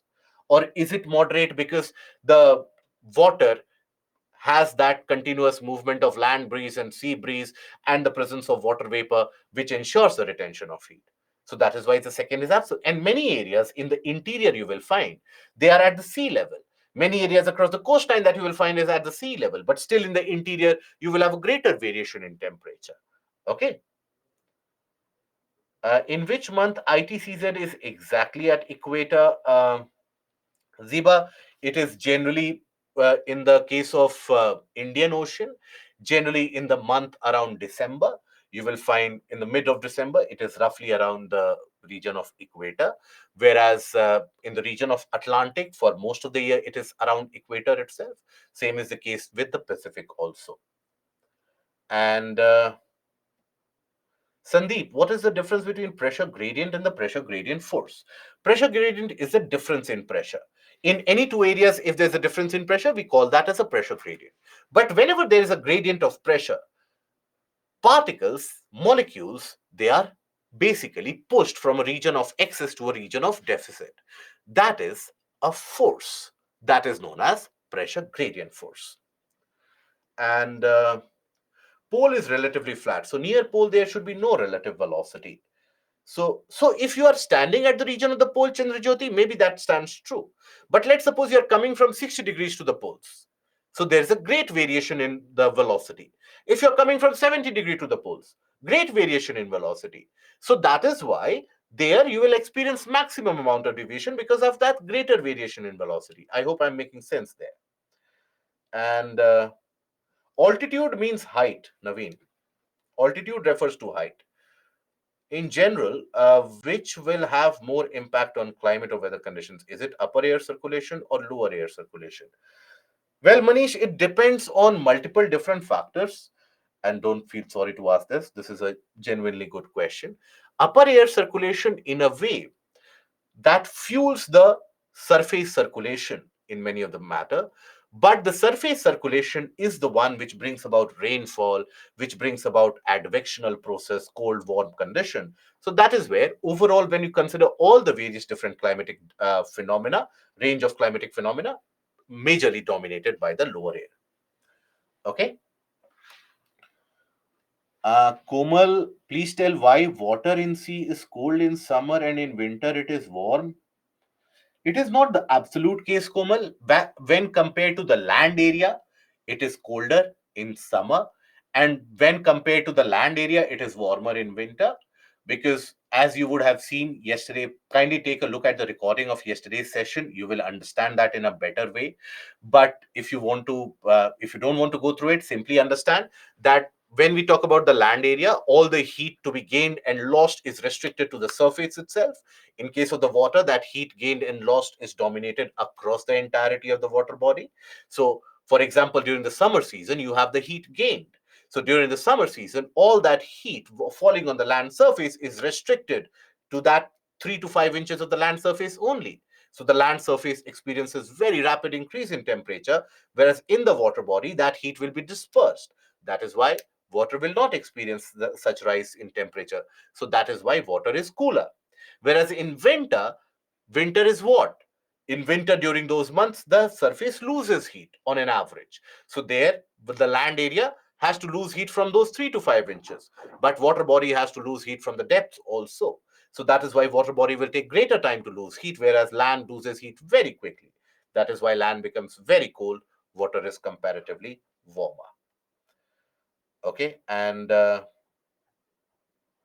what is so, Komal, if you want a greater clarification, kindly take a look into it for the recordings of yesterday. Athar, what is Walker cell? It is a different concept. We'll come to it in the few other modules. And Shyam, please tell me why Bangalore is relatively cool as compared to other places. That is basically because of the wind movement happening through the region of the Western Ghats. When we come to the portion of Indian geography, we will be concentrating upon that fact also. And Seema, we will let you know as we move across if there will be a class on Saturday or not. I will let you know about that. So, before that, a leaderboard, and that is where we will end the session here. This is your leaderboard. Okay, right. So, will I be correct to say that with increase in latitude, the Coriolis force is higher? Yes, that would be correct. Why upper air accumulates at 25 degree, 35 degree, not anywhere else? Because that is a bending, Coriolis force bending. If let's suppose the air would have risen, if let's suppose I consider, Satyam, understand this. If let's suppose I consider that the air is rising up from here, there will be a bend. Now, this bend will have an accumulation somewhere or the other, right? That is why I have not said 30 degree, because immediately all of you would have asked why only 30 degree. But it will have a bend and accumulation somewhere. Let's suppose it would have risen somewhere from here. If it would have risen from somewhere here, it would have accumulated somewhere here, right? Because it is rising at equator, that is why it is accumulating here, right? Because of the bend, that is why there is accumulation of the air. Okay, and Vishwas, when will you take a class on how to get? So I will try to push that forward when we come to the portion of Indian geography, or when we come to the doubt clearing class. We'll take that particular portion. Okay, so that is where we'll end the session here today, guys. We meet again tomorrow where we carry forward this discussion. We talk about cloud formation, fog formation, thunder, and lightning tomorrow. Until that point of time, to take care of yourself. Try to revise. If the schedule is not very busy out there, try to revise. See you again tomorrow. Goodbye. Thank you.